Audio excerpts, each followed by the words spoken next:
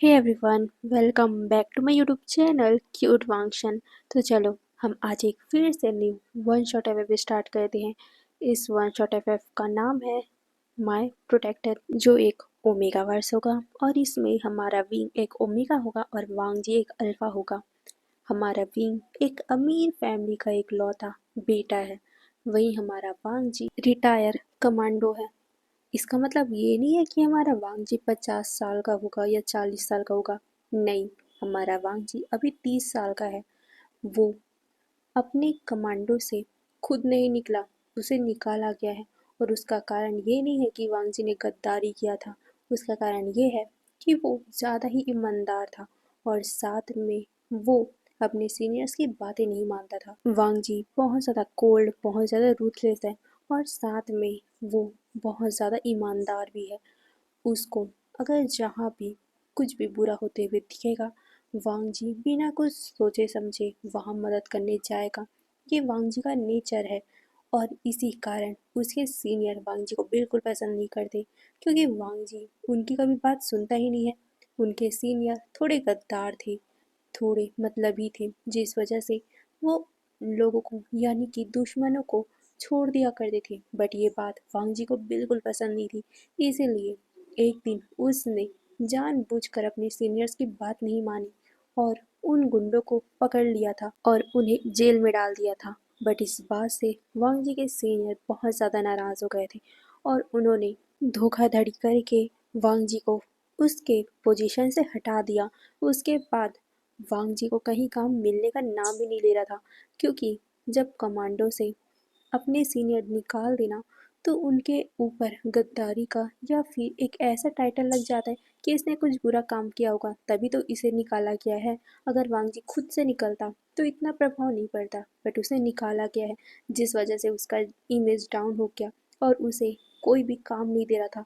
वांगजी ज़्यादा अमीर फैमिली से नहीं है, जिस वजह से उसे बहुत सारी दिक्कतों का सामना करना पड़ रहा था और अचानक ही उसके अंकल की तबीयत खराब हो जाती है, जिस वजह से वांगजी को कुछ समझ में नहीं आ रहा था कि वो क्या करे। वो अपने बड़े भाई के ऊपर पूरी जिम्मेदारी नहीं डाल सकता, क्योंकि उसके बड़े भाई की भी एक फैमिली है, उसका भी बच्चा है। उसे पढ़ाना लिखाना, उसकी फैमिली को चलाने में आधे से ज़्यादा पैसा खर्च हो जाता है और वो अगर अंकल की भी देख रेख करेंगे तो उनके पास तो कुछ सेविंग बचेगा ही नहीं। वो बहुत ज़्यादा ही हार्ड वर्क करेंगे। उससे अच्छा है वांगजी को कुछ काम ढूंढना चाहिए। इसीलिए वांगजी छोटे मोटे काम करने लगता है, छोटे मोटे यानी कि कुछ भी काम करने लगता है। वांगजी डिलीवरी करने लगता है। हाँ, वो खाने का सामान का डिलीवरी करने लगता है। एक दिन की बात है, वांगजी डिलीवरी करने के लिए एक बहुत ही बड़े से होटल के पास आया हुआ था। उसे एक सामान की डिलीवरी करनी थी और उसे अंदर जाना पड़ा, जिस वजह से वो होटल के अंदर गया भी। वांगजी जा रहा था, फिर उसे थोड़ा सा अलग फील होता है। वो एक कमांडो है तो उसकी नज़र बहुत ही छोटे छोटे चीज़ों में पड़ ही जाती है। तो वांगजी की भी नज़र सभी चीज़ों में पड़ गई थी और उसे पता चला कि इस होटल में नॉर्मली लोग नहीं बैठे हैं। यहाँ पर सभी लोग वांगजी को सस्पिशियस लग रहे थे। उन लोगों का पहनावा, उन लोगों की आंखें वांगजी को कुछ अलग ही साइन दे रही थी, ऐसा कि वो लोग बुरे हैं, वो लोग कुछ करने वाले हैं। और वांगजी फिर उन लोगों की नज़रों को देखता है कि वो लोग कहाँ जा रहे हैं, मतलब कहाँ वो देख रहे हैं। फिर वांगजी देखता है कि वो लोग एक रूम की तरफ देख रहे हैं जहाँ अभी लॉक लगा है, मतलब कि वो लोग, वो प्राइवेट रूम है, प्राइवेट रूम के अंदर कुछ मीटिंग चल रही होंगी, इसीलिए वो सब लोग उस रूम की तरफ देख रहे हैं। शायद तक वांगजी भाप चुका था कि उस रूम के अंदर जो पर्सन है वो सब लोग उसे मारने आए हैं। शायद तक वो पर्सन बहुत ज़्यादा अमीर होगा, क्योंकि उस रूम के बाहर एक दो गार्ड खड़े हुए हैं। बट ये इतने नहीं हैं जो इन सभी लोगों को संभाल सके। अगर ये सब लोग एक साथ मिलकर उनके ऊपर अटैक करेंगे तो वो दोनों गार्ड तो इजीली मर जाएंगे। यही सोचकर वांगजी अपने मन में डिसाइड करता है क्या उसे उस इंसान को बचाना चाहिए। बट नहीं, वो इस बार पंगा नहीं लेगा। यही सोचकर वो अपने काम से काम रखने का सोचता है और वो दूसरे जगह जाकर उस डिलीवरी को पार्सल कर देता है। बट जैसे वो आ रहा था, अचानक ही उसकी नज़र पड़ती है कि वो सारे लोग यानी कि जो भी गुंडे थे वो लोग एक्टिव हो चुके थे। वांग जी की नज़र जाती है उस रूम की तरफ जहाँ से एक इंसान आ रहा था और उसके पीछे कुछ लोग भी आ रहे थे। वो सभी बातें करते हुए आ रहे थे जिस वजह से उनका बिल्कुल भी ध्यान उन लोगों पे नहीं पड़ा। बट वांग जी का ध्यान बहुत अच्छे से उन लोगों पे पड़ा था क्योंकि उसने देख लिया था कि वो लोग उस इंसान को गोली मारने वाले हैं। वांग जी अपने सामने ये सब देख नहीं पाया और वो जो अभी सोच रहा था कि उसे इन सारी चीज़ में नहीं पड़ना चाहिए, वो अब बिना किसी की परवाह किए उस इंसान को बचाने के लिए कूद पड़ा। पहले तो वो इंसान और उसके गार्ड शॉक में पड़ गए थे कि आखिर ये कौन इंसान आया। उसके गार्ड मतलब कि उस इंसान के गार्ड थोड़े चौकन्ने थे जिस वजह से वांग जी के इस सडन भागने की वजह से वो लोग वांग जी की तरफ ध्यान लगाते हैं। वो वांग जी की तरफ बंदूक ताने हुए थे बट वांग जी उन सभी को इग्नोर करके वो पर्सन जिसको मारने के लिए आए हैं वो लोग वो उसे बचा लेता है और सडनली गोली की आवाज़ सुनाई देती है जिससे सब लोग शॉक हो गए थे। यहाँ तक कि उस इंसान के गार्ड भी शॉक हो गए थे। ये गोली चली तो कहाँ चली है। वो लोग अपने बॉस की तरफ देखते हैं बट सडनली उनका नज़र जाता है कि इस पूरे होटल में बहुत सारे दुश्मन भरे पड़े हैं। वो लोग उनके ऊपर गोलियां चलाने लगते हैं बट हमारा वांग जी उन सभी लोगों को बचाते हुए उसी रूम के अंदर कैद हो जाता है। वांग जी उन लोगों को देखता है और वो कहता है आप सभी यहीं रहिए नहीं तो वो सभी आप लोगों को मार देंगे। वो कम से कम 20 इंसान हैं और सबके हाथों में गन्स है। आप दोनों यानी कि वो उन दोनों गार्ड को कहता है वो कहता है कि आप दोनों को संभल कर ये करना पड़ेगा क्योंकि वो लोग बहुत ज़्यादा चौकन्ने हैं और साथ ही वहाँ पर नॉर्मल इंसान भी है। वांग जी उस इंसान को जिस इंसान को मारने के लिए वो गुंडे आए हुए हैं वो उसे कहता है आप यहीं रहिए मैं सब कुछ संभालता हूँ। वैसे भी बाहर बहुत ज़्यादा गोलियों की आवाज़ चल रही थी। वो सारे गुंडे उस दीवार के ऊपर उस गेट के ऊपर गोली दाग रहे थे जिससे वांग जी उस पर्सन को और सारे लोगों को कहता है कि आप लोग एक जगह पे छुप जाइए मैं देखता हूँ। ये बोलकर वो उस गार्ड से एक बंदूक ले लेता है और फिर वो बहुत ही अच्छे से देखता है और अचानक ही जैसे ही एक पर्सन उस गेट को धक्का मार के खोलने वाला था वांग जी उसके ऊपर शूट कर देता है। धीरे धीरे करके वांग जी सबके ऊपर शूट करने लगता है। वहाँ पर जितने भी नॉर्मल इंसान थे शूटिंग की आवाज़ से पहले ही भाग चुके थे। वहाँ पर सिर्फ गुंडे ही बचे हुए थे। वांग जी बहुत ही अच्छे से उन सभी का सामना करता है और कुछ ही टाइम में वो सबको ढेर कर देता है। वहीं जो इंसान वहाँ पर बचा हुआ था जिसे मारने के लिए आए थे वो तो बहुत ज़्यादा ही वांग जी से इम्प्रेस हो गया था। वांग जी एक डिलीवरी बॉय है। हाँ उसने वैसे ही कपड़े पहने हुए हैं तो ऐसे में उसने इतना कुछ कर लिया, इतने अच्छे से फाइटिंग की है, इतने अच्छे से उसने उसे बचाया है तो वो बहुत ज़्यादा इम्प्रेस हो गए थे। वो इंसान जिसे मारने के लिए वो गुंडे आए हुए थे वो इंसान और कोई नहीं विंग के फादर वी चांग से थे। वी चांग से चाइना के सबसे बड़े बिजनेसमैन हैं। वो बहुत ज़्यादा पावरफुल है बट हाँ वो नॉर्मल भी रहते हैं। उनको नहीं पता था कि उनके ऊपर ये अटैक हो जाएगा। वी चांग से बहुत ज़्यादा सुलझे हुए इंसान हैं जिस वजह से उनका कोई दुश्मन नहीं है और अचानक से उनके ऊपर कोई अटैक करेगा उनको तो पता ही नहीं था। बट वांग जी ने इतने सूझबूझ से उन्हें बचाया तो वो वांग जी से इम्प्रेस हो गए थे। वो वांग जी को अपना कार्ड देते हैं और कहते हैं कि अगर तुम्हें कभी भी हमारी ज़रूरत हो तो तुम हमें बेझिझक बता सकते हो। ये सुनकर वांग जी अपना सर नोट करता है और फिर वो वहाँ से चला गया था। वहीं वी चांग से मुस्कुराकर वांग जी को देख रहे थे क्योंकि वांग जी सच में बहुत ही अच्छा लड़ रहा था। फिर वो अपने गार्ड से कहते हैं कि इस लड़के के बारे में पता करो। फिर क्या उसके गार्ड भी वांग जी के बारे में पता करने लगते हैं। फिर दूसरी तरफ का सीन दिखाया जाता है।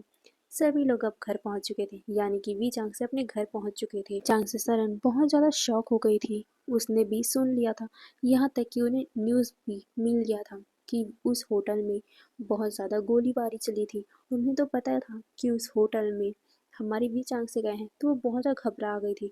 बट जैसे ही उन्होंने वी चांग से को देखा तो वो बहुत ज़्यादा खुश भी हो गई थी। वो बहुत ज़्यादा खुशी खुशी उन्हें गले लगाती है।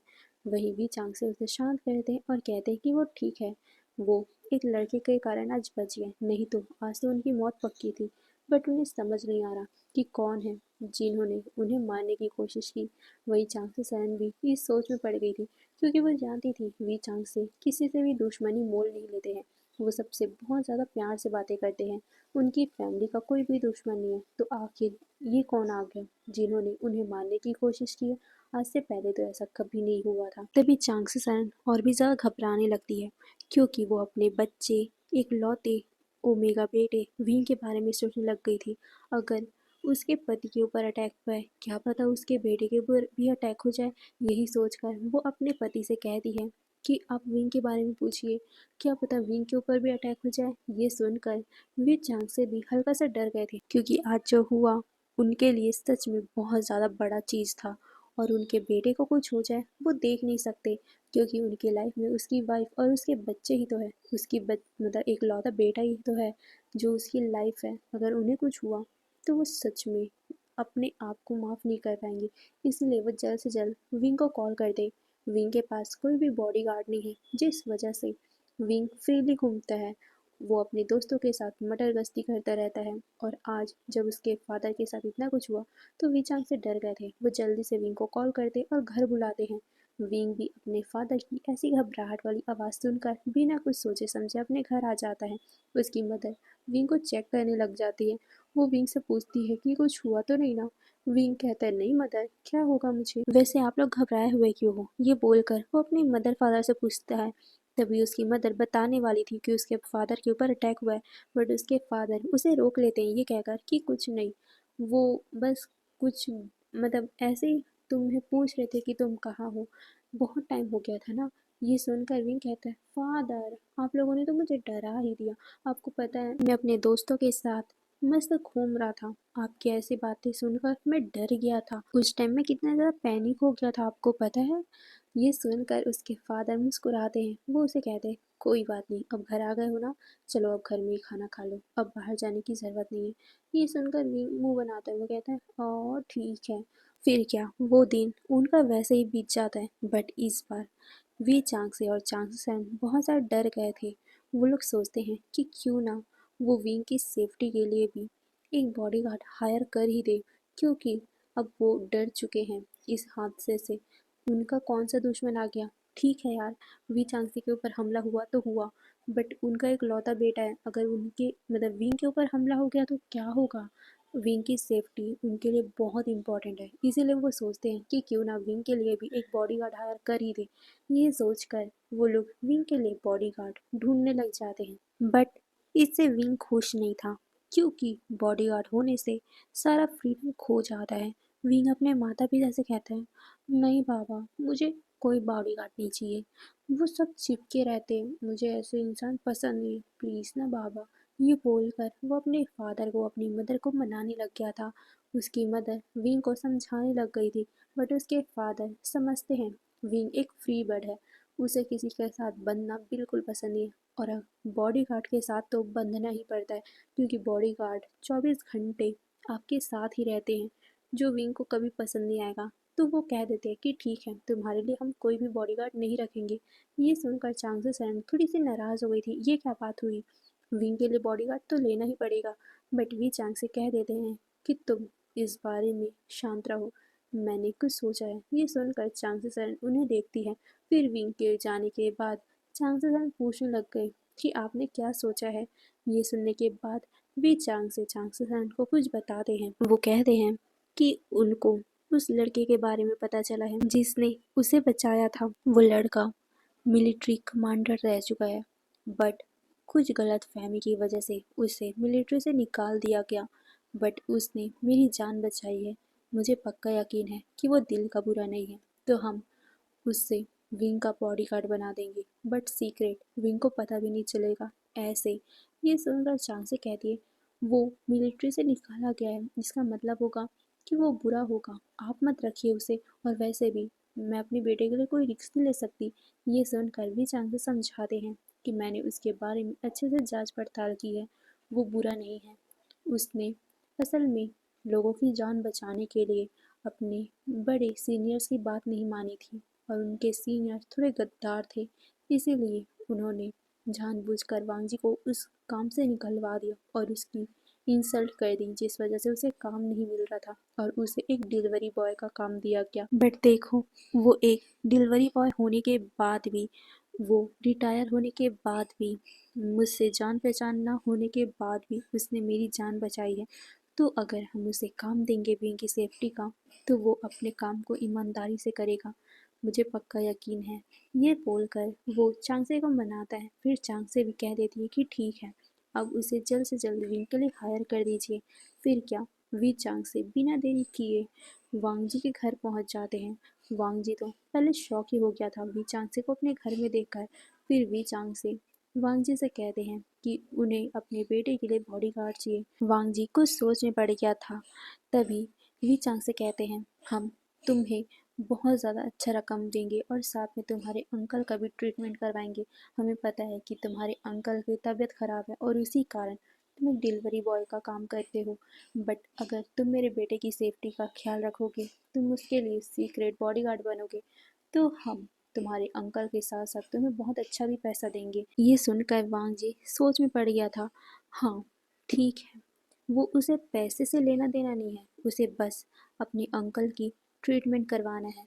वांग जी कहता है, ठीक है, ऐसा है तो मैं आपके बेटे की सेफ्टी का ख्याल रखूँगा, बट आप मेरे अंकल का पूरा ट्रीटमेंट करवाएंगे, क्योंकि उसके अंकल को कैंसर था और उसके अंकल के इलाज के लिए बहुत ज़्यादा पैसों की ज़रूरत थी। और अगर वी चांग से उसके अंकल का ट्रीटमेंट करवाएंगे तो बहुत अच्छे से करवाएंगे। यही सोचकर वांग जी ने सहमति जता दी थी। वी चांग से वांग जी को कहते हैं, बट एक प्रॉब्लम है, मेरे बेटे को बिल्कुल भी ये पता नहीं चलना चाहिए कि तुम उसके बॉडीगार्ड हो, क्योंकि उसे फ्रीली जीना पसंद है, तुम उसके आसपास हो, विंग को पता नहीं चलना चाहिए। ये सुनकर वांग जी अपना सर हिला देता है और कहता है, जी ठीक है, बट तुम्हें विंग के पास भी रहना है, इसीलिए मैं तुम्हें विंग का ड्राइवर बना रहा हूँ। ये सुनकर वांग जी एक पल के लिए शांत हो गया था। बट ठीक है, वो कर लेगा, यही बोलकर वो अपना सर हाँ में हिला देता है। फिर क्या, उस दिन के बाद से वांग जी वी मैंशन में चला जाता है और उसके अंकल को हॉस्पिटल में भर्ती किया जाता है। वांग जी के अंकल को एक वीआईपी वार्ड में शिफ्ट कर दिया जाता है और वांग जी को वी मैंशन के अंदर ही रखा जाता है, जहाँ पर सर्वेंट रहते हैं। वांग जी विंग का ड्राइवर बन चुका है। जब विंग को पता चला कि विंग के लिए एक ड्राइवर हायर किया गया है, तो विंग कहता है, वाह वाह, मेरे लिए ड्राइवर की क्या ज़रूरत है, मैं तो खुद गाड़ी चला सकता हूँ ना। ये सुनकर विंग के फादर कहते हैं, विंग, माना कि तुम गाड़ी चला सकते हो, बट तुम गाड़ी चलाने से थक जाओगे बेटा, तो हम तुम्हारे लिए ड्राइवर लाए हो, तो तुम अब उसके साथ ही जाओगे, ओके। ये सुनकर विंग तो पहले नानू को करता है, बट जैसे उसने वांग जी को पहली बार देखा, उसकी आंखें तो चमक उठी थी, क्योंकि वांग जी हद से ज़्यादा हैंडसम था और एक वो मिलिट्री कमांडर रह चुका है, जिस वजह से उसका फिजिक्स, उसका बॉडी, उसका मसल्स, उसका पूरा मतलब हाइट वाइट सब बहुत ही लाजवाब था, जिस वजह से विंग तो उस पर लट्टू ही हो गया था। पहली नज़र में ही विंग तो उसके ऊपर फिदा हो गया था। इसीलिए वो कह देता है कि ठीक है बाबा, अगर ये मेरा ड्राइवर है तो मैं इसके साथ रहने को तैयार हूँ। ये सुनकर वे चांग से अपना सर हिलाते हैं और फिर वांग जी को वो इशारा करते हैं। फिर वांग जी अपना सर नोट करता है और फिर विंग वांग जी को देखता है और कहता है, तो चलो, मुझे मेरे कॉलेज छोड़ के आओ। ये बोलकर वो वांग जी के पास जाता है, उसे विंग करता है। वांग जी अपनी आंखों को नीचे कर देता है, क्योंकि विंग उसके साथ फ्लर्ट कर रहा था। बट हाँ, उसके फादर, उसकी मदर ये देख नहीं रहे थे, क्योंकि वो लोग तो विंग के बैक की तरफ थे, जिस वजह से विंग फ्रंट में क्या कर रहा है उसे कुछ दिखाई नहीं दे रहा। फिर विंग कार के पास आता है और कहता है, अरे चलो जल्दी। ये सुनकर वांग जी भी अपना सर हिलाता है और फिर वो कार के फ्रंट सीट में बैठ गया था, जिसे देख कर विंग कहता है, हे ये क्या कर रहे हो, तुम मेरे ड्राइवर हो, तो मेरे लिए कार का गेट कौन ओपन करेगा। ये सुनकर वांग जी शाय करता है और वो फिर उतरता है, फिर विंग के लिए डोर ओपन करता है। ये देखकर विंग मुस्कुराता है और कहता है, हाँ, ये याद रखना कि तुम मेरे ड्राइवर हो, तुम मेरे लिए अच्छे से काम करना, मेरे लिए हर बार डोर ओपन करना। ये सुनकर वांग जी अपना सर नोट करता है और फिर क्या, विंग कार के अंदर बैठता है। वांग जी पोलाइटली गेट को बंद करता है और फिर ड्राइविंग सीट में आकर बैठ जाता है। विंग वांग जी को ही देखे जा रहा था, क्योंकि वांग जी कार चलाते हुए बहुत ज़्यादा ही हैंडसम लग रहा था। विंग वांग जी की तरफ झुकता है, वो वांग जी के बहुत करीब आ गया था। वो वांग जी के कानों के पास कहता है, वैसे तुम्हारा नाम क्या है। वांग जी जब विंग को इतना करीब महसूस करता है तो एक पल के लिए तो उसकी धड़कन भी बढ़ गई थी। वांग जी पोलाइटली सामने देखते हुए कहता है, लान वांग जी। ये सुनकर विंग की तो पूरी रग रग में एक करंट सा दौड़ गया था, क्योंकि वांग जी बहुत सा कोल्डली उसके साथ बातें कर रहा था। वांग जी का आवाज़ बहुत ज़्यादा कड़क था, जिस वजह से विंग तो डरते हुए कहता है, हे तुम आराम से बात नहीं कर सकते क्या? मेरा दिल कितना सा तेजी से धड़क रहा है, तुमने तो मुझे जैसे छोटे से बच्चे को डरा ही दिया। ये बोलकर वो थोड़ा सा मुंह फुलाता है, जिसे देखकर वांग जी उसे सॉरी कहता है और कहता है, आई एम सॉरी, मैं ऐसे ही हूँ, मेरा आवाज़ ऐसे ही है। ये सुनकर विंग मुंह बनाता है। फिर वो सामने देखने लग गया और वो वांग जी से पूछने लगा कि तुम कहाँ के रहने वाले हो, क्या करते थे पहले। ये सभी बातें वो वांग जी की पूरी कुंडली ही निकलवा रहा था। वहीं वांग जी कुछ बातों का जवाब दे रहा था, कुछ बातों को साइलेंटली वो सामने देख रहा था। वो कहता है, सर हम कार चला रहे हैं, कार चलाते टाइम बात नहीं कर सकते। ये सुनकर विंग कहता है, हे तुम्हारे हाथ और पैर चला रहे ना कार, तुम्हारा मुंह थोड़ी ना चला रहे, बातें करने में क्या है। वैसे भी मुझे चुप रहना बिल्कुल पसंद नहीं है, मुझे हर पल बातें करना पसंद है। अगर तुम मुझसे बातें नहीं करोगे तो मैं तुम्हारे साथ कार में बैठ के नहीं आऊँगा, मैं बाबा से कह दूंगा कि तुम्हें काम से निकलवा दे। ये सुनकर वांग जी शाय करता है। फिर भी उससे बहुत सारी बातें करने लग गया था। वांग जी को उसका जवाब देना ही पड़ रहा था, क्योंकि विंग ने तो उसे धमकी दे दी है। फिर वांग जी विंग को लेकर उसके कॉलेज आता है। कॉलेज पहुंचते ही विंग के सारे दोस्त वहां पर आ जाते हैं। जैसे ही वो देखते हैं कि विंग की कार से एक नौजवान हट्टा कट्टा मस्कुलर एक अल्फा निकल रहा है, इतना हैंडसम, तो वो लोग तो शॉक ही हो गए थे। बट जैसे ही उस अल्फा ने जाकर विंग का गेट ओपन किया तो विंग को निकलते हुए देखकर वो बहुत ज़्यादा खुश भी हो गए थे। वो लोग खुशी खुशी विंग के पास जाते हैं, बट थोड़े से कंफ्यूज भी थे। वो विंग से पूछने लग गए कि विंग ये कौन है। ये सुनकर विंग कहता है, ये मेरा न्यू ड्राइवर है। ये सुनकर उसके सारे दोस्त शॉक। वो कहते हैं, विंग ये मुझे ड्राइवर जैसा बिल्कुल नहीं लग रहा है, मुझे तो लग रहा है कि ये तुम्हारा बॉडी गार्ड है। बट बॉडी गार्ड के हिसाब से भी बहुत ज़्यादा हैंडसम है यार। विंग तुम मेरी बात करवा दो ना यार। ये कहते हुए विंग का एक दोस्त वांग जी पे लाइन मार रहा था। वहीं विंग उसके ऊपर उसकी तरफ घूरता है और कहता है, हे तुम्हारा स्टैंडर्ड इतना गिरा हुआ है क्या, तुम एक ड्राइवर से पटने को तैयार हो। ये बोलकर विंग मुंह बनाता है और कहता है, चलो गाइस। ये बोलकर वो वहां से चलते हैं। वहीं वांग जी विंग को देखे जा रहा था, बट वो भी कुछ बोलता नहीं। और फिर वो कार को साइड रख के, यानी कि कार को थोड़ी दूर साइड में रख के वांग जी एक बहुत बड़ी सी बिल्डिंग में चढ़ जाता है और वो एक टेलीस्कोप से विंग के सारे मूवमेंट को ऑब्जर्व कर रहा था। साथ ही वो चारों तरफ देख भी रहा था कि कोई भी विंग के ऊपर कहीं से भी अटैक ना कर दे। वो वांग जी का वांग जी कमांडर है, तो उसे पता है कि आखिर देखभाल या फिर कैसे किसी पे नज़र रखी जाती है। तो उसे विंग के ऊपर नज़र रखनी है, विंग के आसपास क्या चल रहा है उसके ऊपर नज़र रखनी है। तो वो बहुत ही बड़े से एक टेलीस्कोप और साथ में उसके साथ बंदूक भी अटैच था, तो उससे वो सब कुछ देख रहा था। वो देख रहा था कि कैसे विंग मस्ती कर रहा है अपने दोस्तों के साथ, कैसे वो बातें कर रहा है, कैसे वो हंसी मजाक कर रहा है। एक पल के लिए तो वांग जी विंग के ब्यूटी पे ही खो सा गया था, क्योंकि पहली बार विंग को देखते ही वांग जी का दिल भी धड़कने लग गया था। बट वांग जी जानता है उसका बॉस है, तो वांग जी को लिमिट में रहना चाहिए, इसीलिए वांग जी अपने उस थॉट को बाहर निकालता है और वो विंग के ऊपर नज़र रखने लग गया था। विंग पढ़ाई कर रहा था, बातें कर रहा था, सब कुछ। वांग जी चारों तरफ विंग की नज़र रख रहा था, यहाँ तक कि वो अगल बगल भी देख रहा था कि कोई विंग के ऊपर कहीं से अटैक तो नहीं कर रहा ना। हाँ, सब कुछ देखते हुए वो विंग पे नज़र रख रहा था। ऐसे ही उनका दिन बीतता है। दिन बीतने के बाद विंग बाहर आता है। बाहर वो जैसे ही आता है उसे दिखाई देता है अपना कार, जिसमें वांग जी बहुत एटीट्यूड से खड़ा हुआ था। वैसे तो वो वांग जी का नॉर्मल पोज था, बट लोग तो उसे इतने ज़्यादा गौर से देख रहे थे कि कहीं ना कहीं विंग को जेलसी हो गई थी। ये अल्फा अपने आप को समझता क्या है, हाँ? इतने सारे लड़के, इतनी सारी ओमेगा उसको ही घूरे जा रही है। विंग को जेलसी हो रही थी। कहीं ना कहीं विंग को पहली नज़र में ही वांग जी की तरफ एक अट्रैक्शन हो गई थी और वांग जी को इतने सारे लोग देख रहे हैं जिससे विंग को जेलसी फील होने लगती है।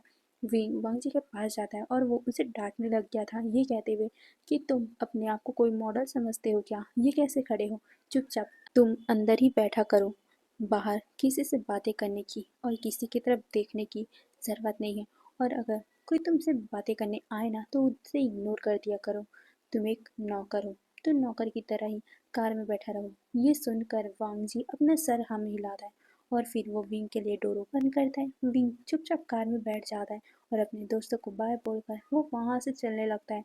वो थोड़े से गुस्से में था क्योंकि सभी लोग वांग जी की जो तारीफें कर रहे थे, यहाँ तक कि विंग के भी दोस्त वांग जी का नंबर मांग रहे थे, जिससे विंग को बहुत चिढ़ मच रही थी। तभी विंग को याद आया, अरे उसने भी तो वांग जी का नंबर नहीं लिया है, बट उसे तो वांग जी का नंबर चाहिए। यही सोचकर वो वांग जी से कहता है कि तुम्हारा नंबर मुझे दो।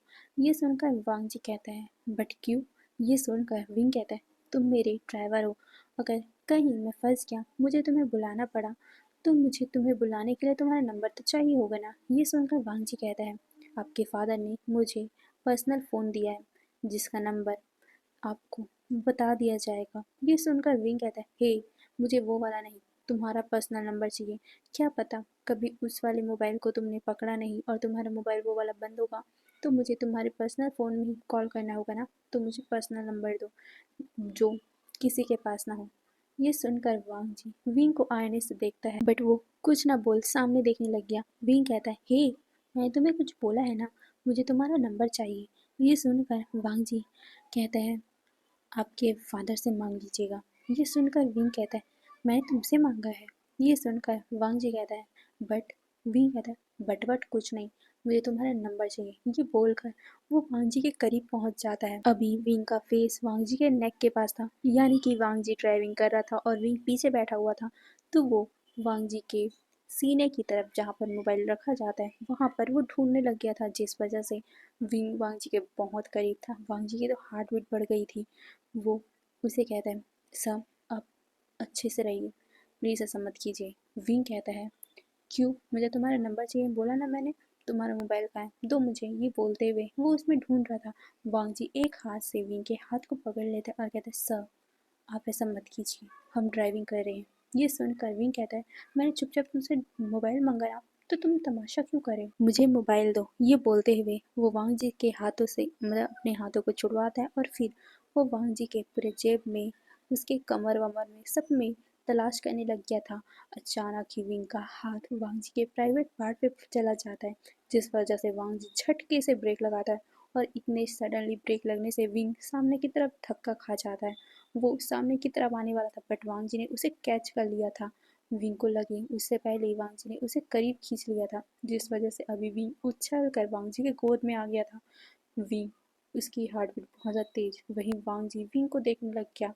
वो दोनों एक दूसरे को देख ही रहे थे, तभी अचानक ही पीछे से बहुत तेज आवाज़ आने लगती है हॉर्न की, क्योंकि वो लोग चल रहे थे यार, रोड में हो थे उन लोग, तो उनके पीछे भी तो कार होगी ना। तो सडनली वांग जी का कार रुकने से पीछे के कार भी रुक गए थे और वो बार बार हॉर्न मार रहे थे। हॉर्न की आवाज़ सुनते ही दोनों फिर से अपने एम मतलब कि जो ड्रीम वर्ल्ड थे वो बाहर आते हैं और विंग तो ऑकवर्ड ही हो जाता है। वो जल्दी से वांग जी के साइड वाली एक सीट पे बैठ जाता है। वो वांग जी की तरफ अब देख भी नहीं रहा था, वहीं वांग जी भी थोड़ा सा ऑकवर्ड हो गया था। फिर वो दोनों चलने लग गए थे। धीरे से वांग जी अपने पॉकेट से मोबाइल निकालता है और वो फिर विंग को दे देता है। विंग वांग जी को देखता है। वांग जी कहता है, ये मेरा नंबर है, जिसे देख विंग बहुत ज़्यादा ही मन में हैप्पी हो गया था और वो वांग जी के मोबाइल से अपने मोबाइल पे कॉल लगाता है और फिर उसे वांग जी का नंबर मिल जाता है।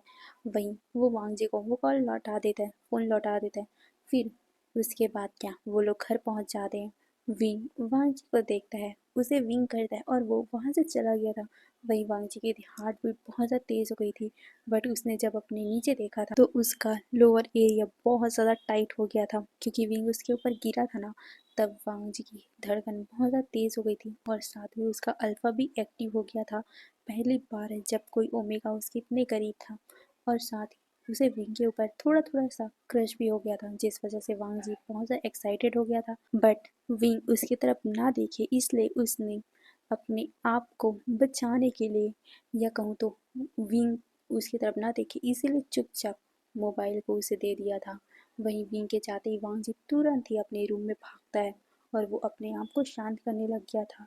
वहीं विंग भी बहुत ज़्यादा एक्साइटेड हो गया था, क्योंकि सच में पहली बार है जब उसने किसी अल्फा को इतने करीब से देखा था। हाँ विंग मस्तीखोर है, हाँ विंग बहुत ज़्यादा शरारती है, बट वो भी कभी इतने करीब किसी अल्फा के पास नहीं पहुंचा था। हाँ उसके कई सारे अल्फा दोस्त हैं, हाँ वो कभी कभार उनके मतलब शरीर को छू देता है, जैसे नॉर्मली वो कभी उसके कंधे पे हाथ रख देता है, कभी उसे हक कर लेता है, बट नहीं, वांग जी के साथ कुछ अलग ही फीलिंग थी। उसकी हार्ट बीट बहुत ज़्यादा तेज़ थी, वो तो बहुत ज़्यादा मुस्कुराया जा रहा था। उसकी मॉम पूछती है कि इतने खुश क्यों हो, जिसे सुनकर विंग कहता है कुछ नहीं मॉम। फिर वो वहाँ से चला जाता है अपने रूम में। विंग अपने रूम में बहुत ज़्यादा ही इधर से उधर लोट पोट कर रहा था, वो बहुत ज़्यादा एक्साइटेड था। वहीं वांग जी अपने रूम से तैयार व्यार होकर एक पेड़ पे बैठा हुआ था, क्योंकि उसे विंग का जो देखभाल करना था, उसे 24 घंटे विंग पे नज़र रखनी थी, क्योंकि उसे विंग के ऊपर नज़र रखने के लिए ही रखा गया है। तो वो चुपके से विंग पे नज़र रख रहा था, वो भी एक छोटे से टेलीस्कोप के साथ। वो विंग के रूम में देख रहा था। विंग जैसे नहा के बाहर आता है, वांग जी उसकी बॉडी को देखता है। एक पल के लिए वांग जी तो सहम सा गया था। वो अपना फेस दूसरी तरफ कर लेता है, क्योंकि उसने विंग का वो ब्यूटीफुल सा चमकता हुआ फेस जो देख लिया था, उसका बॉडी जो देख लिया था, उसकी बॉडी फिर से हॉट होने लगी थी। बट वांग जी अपने आप को शांत करता है और फिर से अपने आप को फोकस करते हुए वो कहता है कि लगता है कि मुझे घर में उनके ऊपर ध्यान नहीं रखना चाहिए। हाँ, वो जब बाहर जाए तभी रखना चाहिए। यही सोचकर वांग जी उससे नीचे उतर जाता है और अपने रूम में चला जाता है। बट जैसे वो अपनी आंखें बंद करता है रूम में, मतलब सोने के लिए जैसी कोशिश करता है, उसकी आंखों के सामने विंग का वही फेस आ जाता है, वही बॉडी आ जाता है, जिसमें विंग ने एक टॉवेल लपेट रखा था अपने चेस्ट से लेकर अपने लोअर तक। मतलब एक ही टॉवेल उसने लपेट रखा था, जिसकी वजह से उसका ऊपर का हिस्सा हल्का सा दिख रहा था, नीचे का हिस्सा हल्का सा दिख रहा था। विंग बहुत ही ज़्यादा खूबसूरत लग रहा था। विंग एक ओमेगा है, जिस वजह से उसका चेस्ट हल्का सा उभरा हुआ था, और विंग उस टॉवेल को निकाल देता है। बट जैसे विंग ने उस टॉवेल को निकाला, वांग जी ने अपने फेस को टर्न कर लिया था। बट इतना ही वांग जी के लिए बहुत ज़्यादा था। वांग जी अपने आप को शांत करवाते हुए कहते हैं, ये क्या सोच रहे हो वांग जी, वो तुम्हारा बॉस है, तुम्हारा मालिक है, तुम्हें ऐसा उनके बारे में नहीं सोचना चाहिए। ये बोलकर वो अपने आप को शांत करवाता है, और फिर उसका डेली का रूटीन फिर से स्टार्ट हो जाता है। सुबह होती है, वो विंग को फिर से कॉलेज छोड़ने जाता है। फिर से वो उसके लिए मतलब उसका सेफ्टी रखने के लिए वो एक बड़े से बिल्डिंग पे चढ़कर ये सब देखता है। विंग को देख देख कर वांग जी को बहुत ज़्यादा विंग पसंद आ रहा था। वही विंग भी बहुत ज़्यादा ही वांग जी के साथ फ्लर्ट कर रहा था। आने के टाइम भी वो वांग जी के साथ फ्लर्ट कर रहा था, और जब वो वापस से अपने घर जा रहे थे, तब भी विंग वांग जी के साथ फ्लर्ट कर रहा था, जिससे दोनों के बीच में थोड़ी थोड़ी सी नज़दीकियाँ बढ़ रही थी।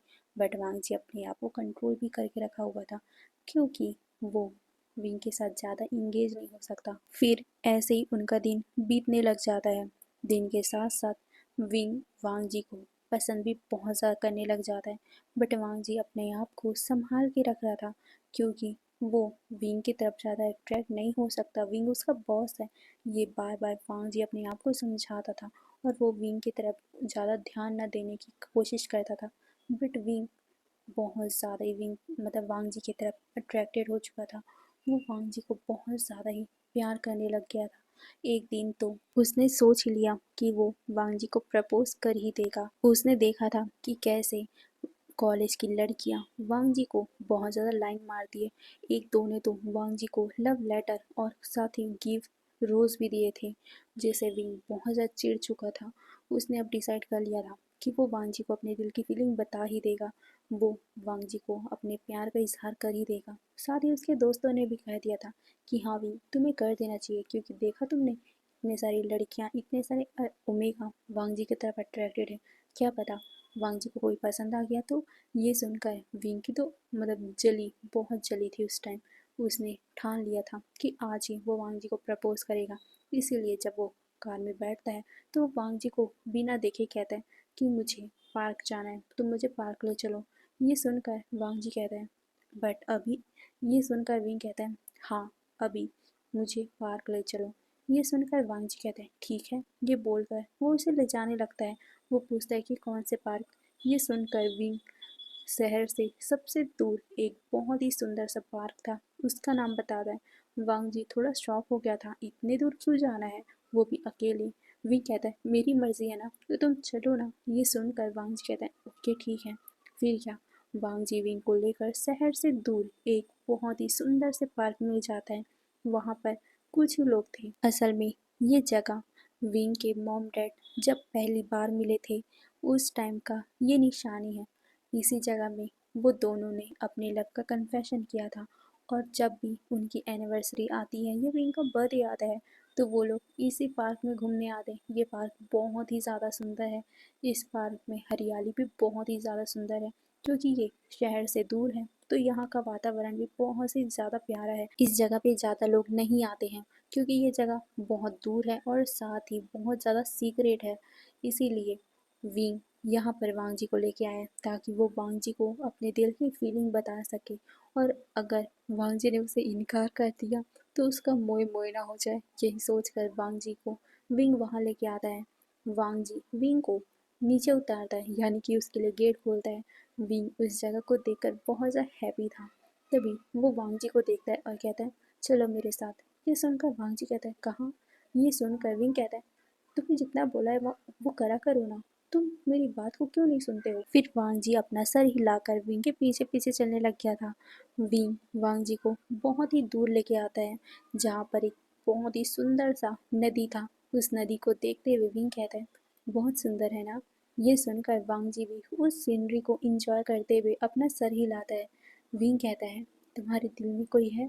ये सुनकर वांग जी कहता है क्या। ये सुन विंग कहता है मैंने पूछा क्या तुम किसी को लाइक करते हो। ये सुन वांग जी एक पल के लिए विंग को ही देखता रह गया। विंग कहता है बोलो ना, क्या तुम किसी को लाइक करते हो, क्या तो कोई तुम्हारे दिल पे है। ये सुनकर वांग जी अपना सर हल्का सा हाँ में हिला देता है जिससे विंग का दिल टूट गया था।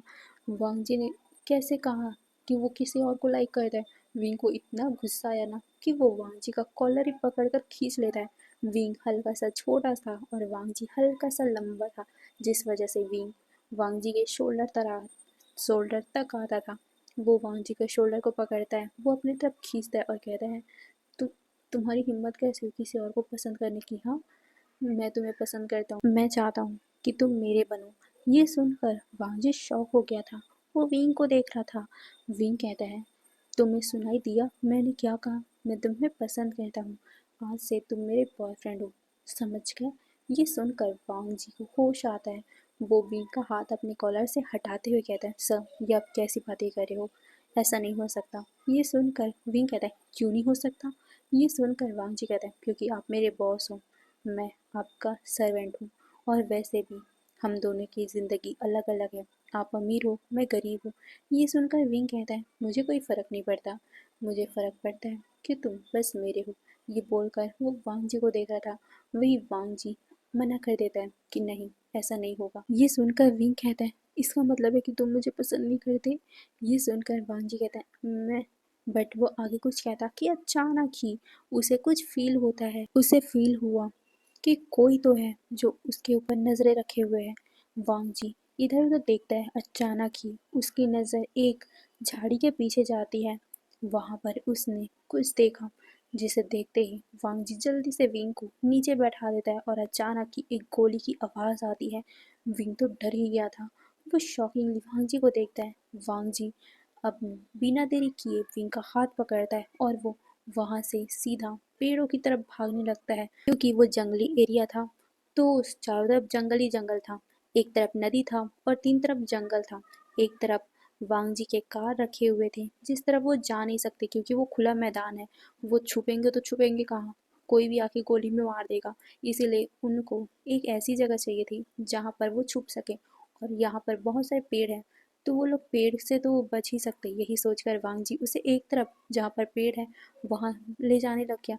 वहीं विंग तो बहुत सा घबरा गया था कि अचानक से किसने शूट किया है।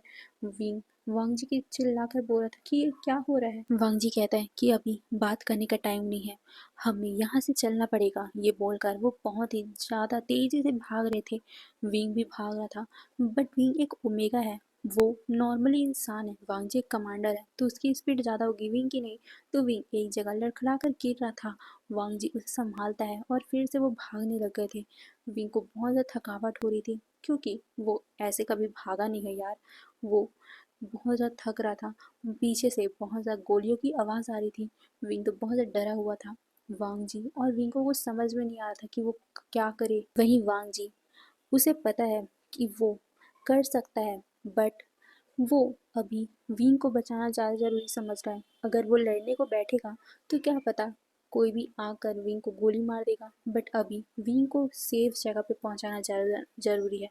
अगर विंग सेफ जगह पे रहेगा तो वांग जी कुछ भी करके लड़ाई करके सभी को भगा देगा। बट अभी विंग को सेफ जगह में रखना ज़रूरी है। यही सोचकर वांग जी बस इधर उधर घूमे जा रहा था। विंग वांग जी को देख रहा था, उसे बहुत ज़्यादा थकावट हो रही थी। विंग कहता है कि मुझे दर्द हो रहा है पैरों पे, मैं नहीं भाग सकता। ये सुनकर वांग जी कहते हैं विंग तुम्हें भागना पड़ेगा। ये सुनकर विंग कहता है मैं नहीं भाग पा रहा हूँ, दर्द हो रहा है मेरे पैरों में। ये बोलकर वो लड़खड़ा कर गिर जाता है, जिसके कारण वांग जी पीछे मुड़ता है। पीछे जैसे वांग जी की नज़र जाती है, वो देखता है कि कुछ लोग उसकी तरफ गोली दागे यानी कि बंदूक चलाते हुए आ रहे हैं। ये देखकर वांग जी जल्दी से विंग को एक पेड़ के पीछे छुपा देता है और वो उसे कहता है कि तुम यहीं पर रहो। फिर क्या, वांग जी अपनी जेब से बंदूक निकालता है और फिर वो शूट करने लग गया था। जब विंग ने देखा कि वांग जी बंदूक चला रहा है, एक पल के लिए वो शॉक हो गया था और साथ ही बंदूक की आवाज़ से विंग बहुत ज़्यादा डरा हुआ था। उसने अपने कानों में हाथ रख लिया था। वांग जी सब पे शूट करा था, जितने भी लोग आ रहे थे। बट बंदूक है, गोलियां खत्म होती है, तो वांग जी का भी बंदूक का गोली खत्म हो गया। वांग जी दूसरा निकालता है, बट दूसरा भी बहुत जल्दी खत्म हो गया क्योंकि वो लोग बहुत ज़्यादा थे। वांग जी फिर अपना एक और चीज़ ढूंढता है, मतलब कि उसके पॉकेट में 3-4 बंदूक का कैन रखा हुआ था जिसमें गोलियां भरी रहती हैं। बट उसे पता चला कि गलती से भागने की वजह से वो लोग तो यानी कि उसके पॉकेट से 2 बंदूक की जो पीछे वाला हिस्सा रहता है वो गिर चुका है, जिसमें गोलियां रहती वो गिर चुका है। वांग जी शॉक हो गया था, अब वो क्या करे। अब तो उनके पास सिर्फ एक ही ऑप्शन है, भागना। वो विंग को लेकर फिर से वहां से भागने लगता है। विंग वांग जी को देख ही जा रहा था। अब आगे रास्ता ही नहीं था क्योंकि एक तरफ नदी थी तो एक तरफ खाई था और एक तरफ जंगल था। जिस तरफ से गुंडों ने उन्हें घेर लिया था और दूसरी तरफ से भी गुंडे आ गए थे। वांग जी और विंग एक दूसरे को देख रहे थे। वांग जी ने मैसेज करके मतलब भागते हुए मैसेज कर दिया था कि हम खतरे में हैं, जिसे पढ़कर वी फैमिली के जितने भी गार्ड्स थे वो वहाँ के लिए निकल चुके थे। बट उन लोगों को बहुत ज़्यादा टाइम लगने वाला था क्योंकि ये बहुत ज़्यादा दूर में है। वांग जी और विंग अभी खतरे में है, पीछे खाई है, एक तरफ नदी है। वांग जी चारों तरफ से घिरा हुआ है, अब क्या करें। उसे विंग को बचाना है। खाई में गिरेंगे तो ज़्यादा ही चोट लगेगा, नदी में एक बार वो तैर भी सकते हैं, बट अगर मगरमच्छ रहा तो एक बार रिस्क लेंगे। ये सोचकर वांग जी विंग को कहते हैं तुम्हें तैरना आता है। ये सुनकर विंग कहता है क्या, बट वो कुछ कहता अचानक ही वांग जी उसे खींच कर नदी में कूद जाता है, जिसे विंग बहुत ज़्यादा जोर से चीखता है। वहीं दूसरी तरफ वो लोग जितने गुंडे थे वो नदी में ही फायरिंग करने लग गए थे। विंग और वांग जी नदी पे गहराई पे गिर जाते हैं। अब हमें सीन शिफ्ट करके दिखाया जाता है, सारे गुंडे वहां से निकलने लग गए थे क्योंकि उन्हें लगा कि अब मर चुके होंगे। वैसे भी नदी में तो कई सारे मगरमच्छ रहते, बट फिर भी चांस नहीं लेने का, इसीलिए वो पूरे के पूरे नदी के पास चले जाते हैं। वो वांग जी और विंग को ढूंढने लग गए थे। वो देखते हैं कि कहीं पर उन दोनों की लाश तो नहीं है या फिर कहीं से वो निकल के भाग तो नहीं रहे। ये सोचकर वो उन्हें ढूंढने लग गए थे। वहीं वी फैमिली के जितने गार्ड थे वो भी वहां आ चुके थे। जैसे उन्होंने देखा कि इतने सारे गार्ड इतने सारे गुंडे नदी के पास है तो वो सारे लोग नदी के पास भागते हैं। वो लोग अंधाधुंध फायरिंग करने लग गए थे, वहीं वो गुंडे भी वहां से दुम दबा के भाग रहे थे। बट वी फैमिली के गार्ड ने कुछ गुंडों को पकड़ लिया था।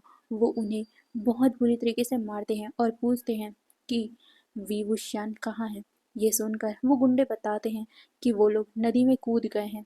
शायद तक वो अभी तक मर चुके होंगे। ये सुनकर वी चांग से तो शॉक हो गए थे उनका बेटा। फिर वो सारे लोग विंग और वांजी को ढूंढने लगते हैं उस नदी में, बट वो सब लोग वहाँ से भागने भी लगते हैं क्योंकि उन्हें पता चला कि नदी में एक बहुत बड़ा सा मगरमच्छ है, जिसके कारण वी चांग से और भी ज़्यादा डर गए थे। वो लोग नदी में कूदे हैं, इसका मतलब है कि मगरमच्छ ने नहीं नहीं नहीं, ऐसा वह कैसे सोच सकता है। वो बहुत टाइम तक ढूंढते हैं बट विंग और वांगजी बिल्कुल भी नहीं मिलते। फिर वो थक हार कर घर पहुंचते हैं। घर में जैसे ही चांगसेरंग को पता चलता है कि विंग नदी में गिर गया है, तो वो तो बहुत ज़्यादा ही पगला गई थी। वो बहुत ज़्यादा रोने लग गई थी, जिसे वी चांग से संभालने लग गए थे। वो लोग फिर भी विंग को और वांगजी को ढूंढना बंद नहीं करते हैं क्योंकि वो लोग इतनी आसानी से अपनी हिम्मत नहीं हार सकते हैं। वो अपने इकलौते बेटे को इतनी आसानी से खो नहीं सकते। ये सोचकर वो लोग बहुत ही ज़्यादा तेज़ी से ढूंढ रहे थे बट कोई भी फ़ायदा नहीं क्योंकि वो दोनों मिल ही नहीं रहे थे। वहीं दूसरी तरफ जंगलों की गहराई में एक छोटा सा कस्बा, यानी कि एक छोटा सा गांव, जिसमें शायद तक आदिवासी रहते हैं, और उनमें से एक घर जहां पर दो लोग बेहोश थे। उन दोनों के पूरी बॉडी पे चोटें लगी हुई थी। शायद तक मगरमच्छ ने उनके ऊपर अटैक किया होगा, बट मगरमच्छ से बचाकर इन आदिवासियों ने इन दोनों को यहाँ लाया है। हाँ, ये हमारे वांगजी और विंगी है, जिसको नदी में कूदने के बाद मगरमच्छ ने अटैक किया होगा, बट वांगजी ने अपने सूझबूझ से मगरमच्छ से दोनों को, यानी कि वांगजी और विंग को बचा तो लिया, बट उन दोनों की हालत बहुत ज़्यादा खराब हो गई थी। विंग को तो कहीं कहीं चोट लगी थी, हल्का सा खरोच आया था, बट उसके सर में गहरी चोट लगी थी। वहीं वांगजी, उसके हाथों का हल्का सा मांस उस मगरमच्छ ने निकाल दिया था क्योंकि वो लड़ाई कर रहा था, और लड़ाई के टाइम पे उस मगरमच्छ ने वांगजी के ऊपर इतना गहरा घाव लगाया कि उसका मांस हल्का सा अलग हो गया था। बट वांगजी ने अपने सूझबूझ से उस मगरमच्छ को मार दिया, बट उसके भी सर में गहरी चोट लग गई थी। दोनों ही बेहोश थे, दोनों का ही ब्लड बहुत ज़्यादा बह रहा था। तब उस आदिवासियों ने देखा था, और उन आदिवासियों ने वांगजी और विंग को बचाकर अपने घर लाया था, और फिर आदिवासी तरीकों से, जड़ी बूटियों से उन लोगों का इलाज करवाया था। वांगजी की बॉडी सबसे ज़्यादा घायल थी, विंग का भी घायल था। विंग एक ओमेगा था, जिस वजह से वो छोटे से भी घाव को सहन नहीं कर पाया। उसके सर से बहुत ज़्यादा ब्लीडिंग हुई है, जिस वजह से वो दोनों ही बहुत बुरी कंडीशन में थे।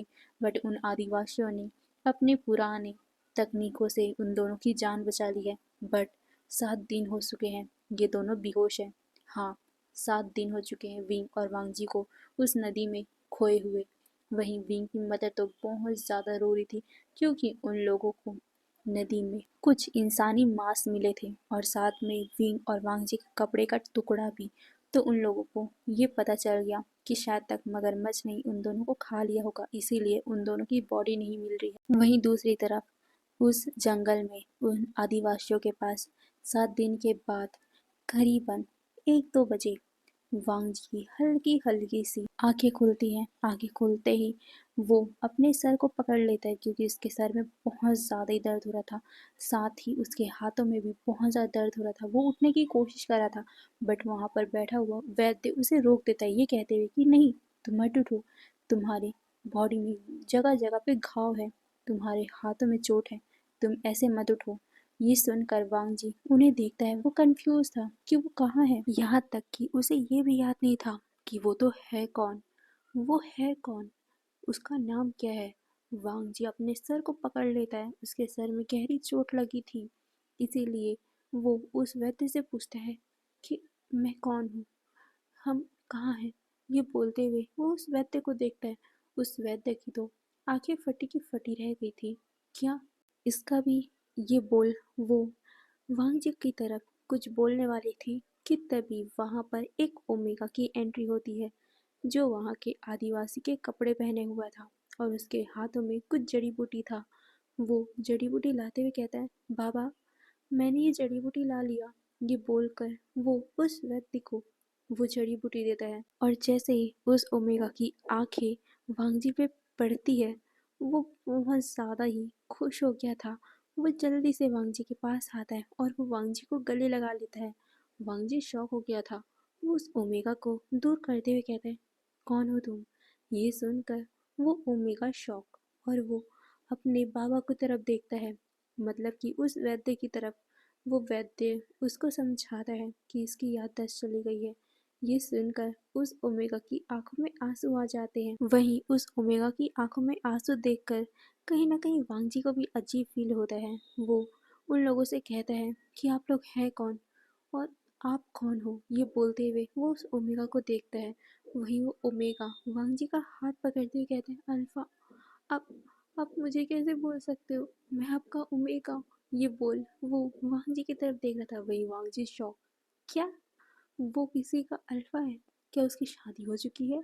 ये सोचकर वो उस ओमेगा की तरफ देखे जा रहा था। वहीं वो ओमेगा वांगजी की तरफ बहुत ज़्यादा बेबस आंखों से देख रहा था, ऐसे कि कैसे वो भूल सकता है उसे।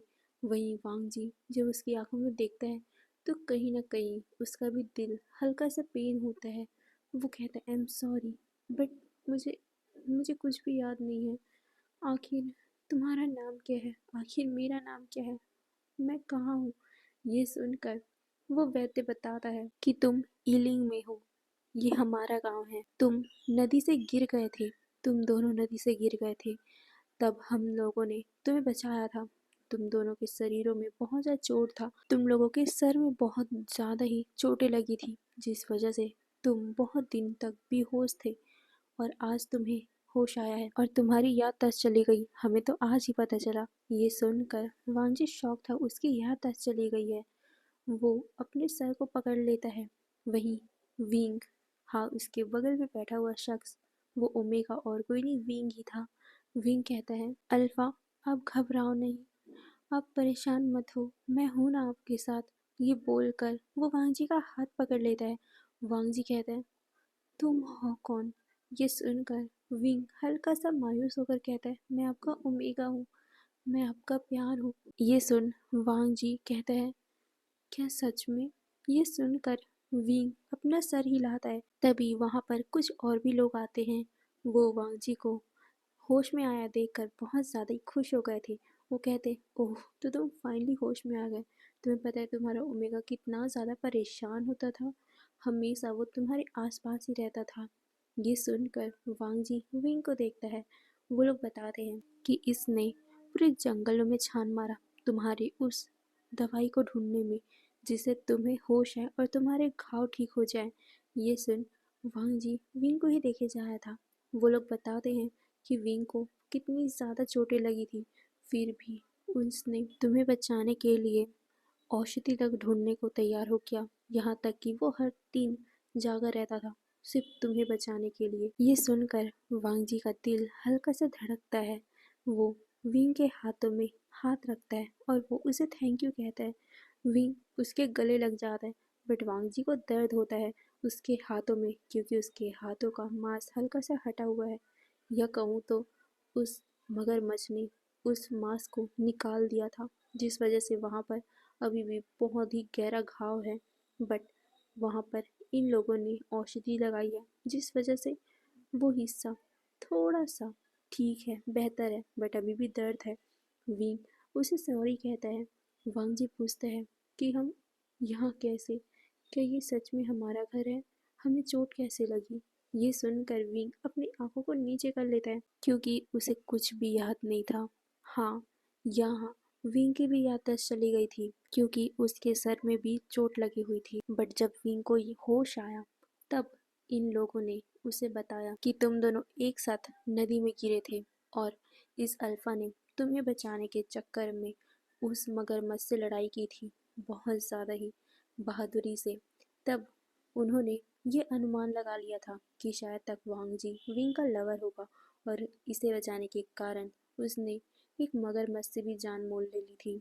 इस बात से विंग को भी यकीन हो गया था कि वांगजी शायद तक उसका लवर ही होगा, क्योंकि अपनी जान पे खेल जाना ये तो एक लवर ही दूसरे लवर के लिए कर सकता है। विंग बहुत ज़्यादा इमोशनल हो गया था और इसीलिए वो वांगजी का और भी ज़्यादा टेक केयर करता था, और साथ में उसका दिल भी बहुत ज़्यादा दुखता था वांगजी को इस हालत में देखकर। तो हो जाता है ना फीलिंग कि हाँ यार, ये ये इंसान उससे प्यार करता है या फिर मैं उससे प्यार करता हूँ। विंग को उन लोगों ने बताया कि तुम दोनों बड़े से पहाड़ से नीचे गिरे थे और पहाड़ के नीचे एक नदी थी। नदी से बहते हुए तुम दोनों उस एरिया में आ गए थे और उस एरिया में बहुत ज़्यादा मगरमच्छ थे और मगरमच्छ तुम्हारी तरफ आ रहा था। हम लोग एक पहाड़ी से ये सब देख रहे थे।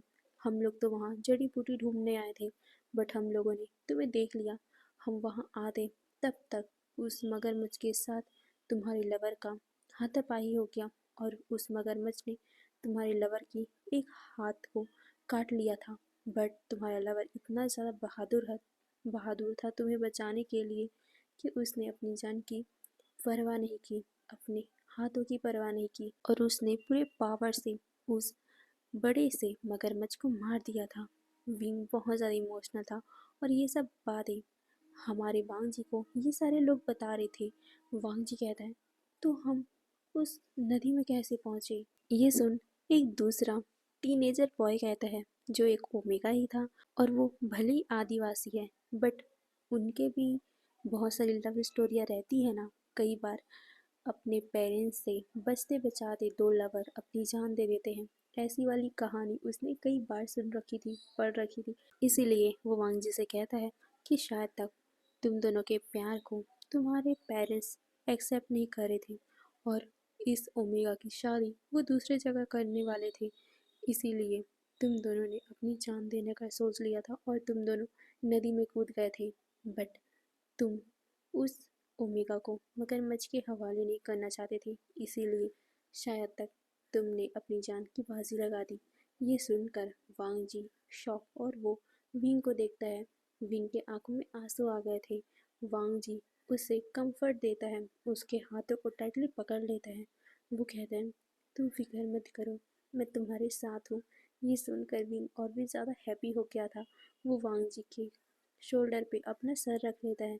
वांग जी भी उसके गालों पे हल्का सा हाथ फिराता है, जिसे देखकर सब लोग खुश हो गए थे। फिर ऐसे ही टाइम बीतने लग गया। वहीं दूसरी तरफ वी चांग से और उसकी वाइफ की तो बुरी हालत हो गई थी, यहाँ तक कि उसके गार्ड ने ढूंढना भी बंद कर दिया था। एक जगह, सिर्फ एक जगह बाकी था, वो गांव जहाँ पर उन लोगों ने ढूंढा नहीं, क्योंकि वो लोग आदिवासी थे और आदिवासी हमेशा ही लोगों को अपने गांव में एंट्री नहीं देते हैं। इसीलिए वो लोग वहाँ जा नहीं पाए। और वैसे भी आदिवासियों का एक कहानी रहता है, अगर नॉर्मली पर्सन उनके गांव में आने की एंट्री करते हैं, आने की कोशिश करते हैं, तो आदिवासी उनकी जान ले लेते हैं। इसी बात से वो लोग वहाँ से चले गए थे। उन लोगों ने वहाँ देखा ही नहीं और इसीलिए उन लोगों को पता नहीं चला कि विंग और वांग जी उसी गांव में हैं, जिस वजह से वी चांगसी और चांगसी सरन का तो बुरा हाल ही हो गया था। और तब उन्हें पता चला कि ये सब करने वाला उनके बेटे पे, उनके ऊपर अटैक करने वाला कोई और नहीं, उनका ही बड़ा भाई है, जो बहुत सालों पहले उनसे रिश्ता नाता तोड़कर चला गया था। यहाँ वी चांगसे की मदर और फादर का डिवोर्स हो गया था। उसकी मदर ने वी चांगसे को पाला था और उसके फादर ने उसके बड़े भाई को पाला था।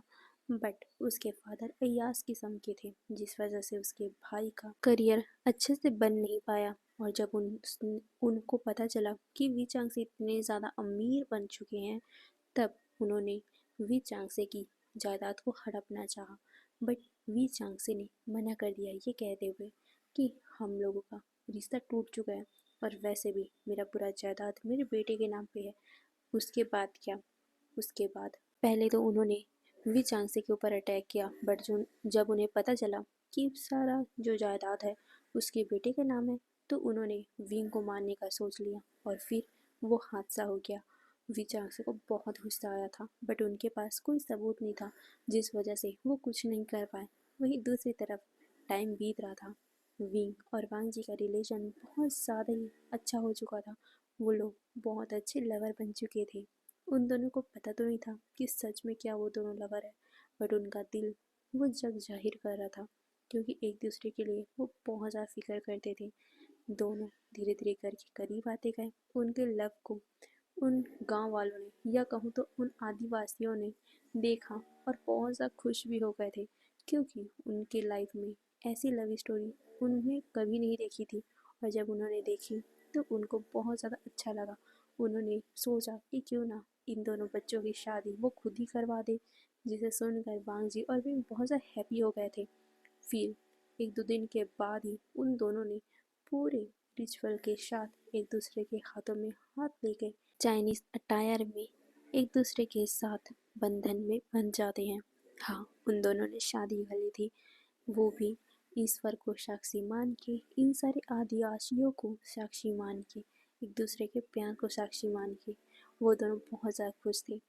फिर क्या, उन दोनों के लिए एक बहुत ही अच्छा सा रोमांटिक रूम सजाया जाता है, और वो भी उसी ओमेगा के कहने पर, क्योंकि वो थोड़ा चंचल था तो उसने बहुत अच्छे से उस घर को सजाया था। जब विंग और वांग जी उस रूम में आए थे तो बहुत ज़्यादा ब्लश हो गए थे। विंग तो सबसे ज़्यादा ब्लश हो गया था, क्योंकि उस रूम में बहुत ज़्यादा ही फ्रेगरेंस थी। उन लोगों को जड़ी बूटी भी दी जाती है, जिससे उन लोगों का ये नाइट भी बहुत ज़्यादा ही स्पेशल बने, और साथ में उन दोनों का पावर भी बहुत ज़्यादा इंक्रीज हो। वांग जी और विंग का हार्मोन से बहुत ज़्यादा एक्टिव हो चुका था। वांग जी धीरे धीरे करके विंग के पास आता है। विंग तो बहुत ज़्यादा ब्लश किए जा रहा था। वो धीरे से बेड से उठने की कोशिश करता है, बट वांग जी उसे बिना मौका दिए बेड पे फेंक देता है। और उसके बाद क्या क्या होना था, उन दोनों का रोमांस स्टार्ट हो जाता है। वांग जी विंग को बहुत प्यार से टच करता है, और विंग भी उसे बहुत ही प्यार से महसूस कर रहा था। कुछ ही टाइम में दोनों के कपड़े इधर उधर फैले हुए थे, और उस रूम से बहुत ज़्यादा ही विंग, मॉर्निंग और वांग जी के ग्रॉन की आवाज़ आ रही थी। अब ऐसे करते करते उनका दिन बीत रहा था, और साथ ही उनका डेली का नाइट एक्टिविटी भी चल रहा था।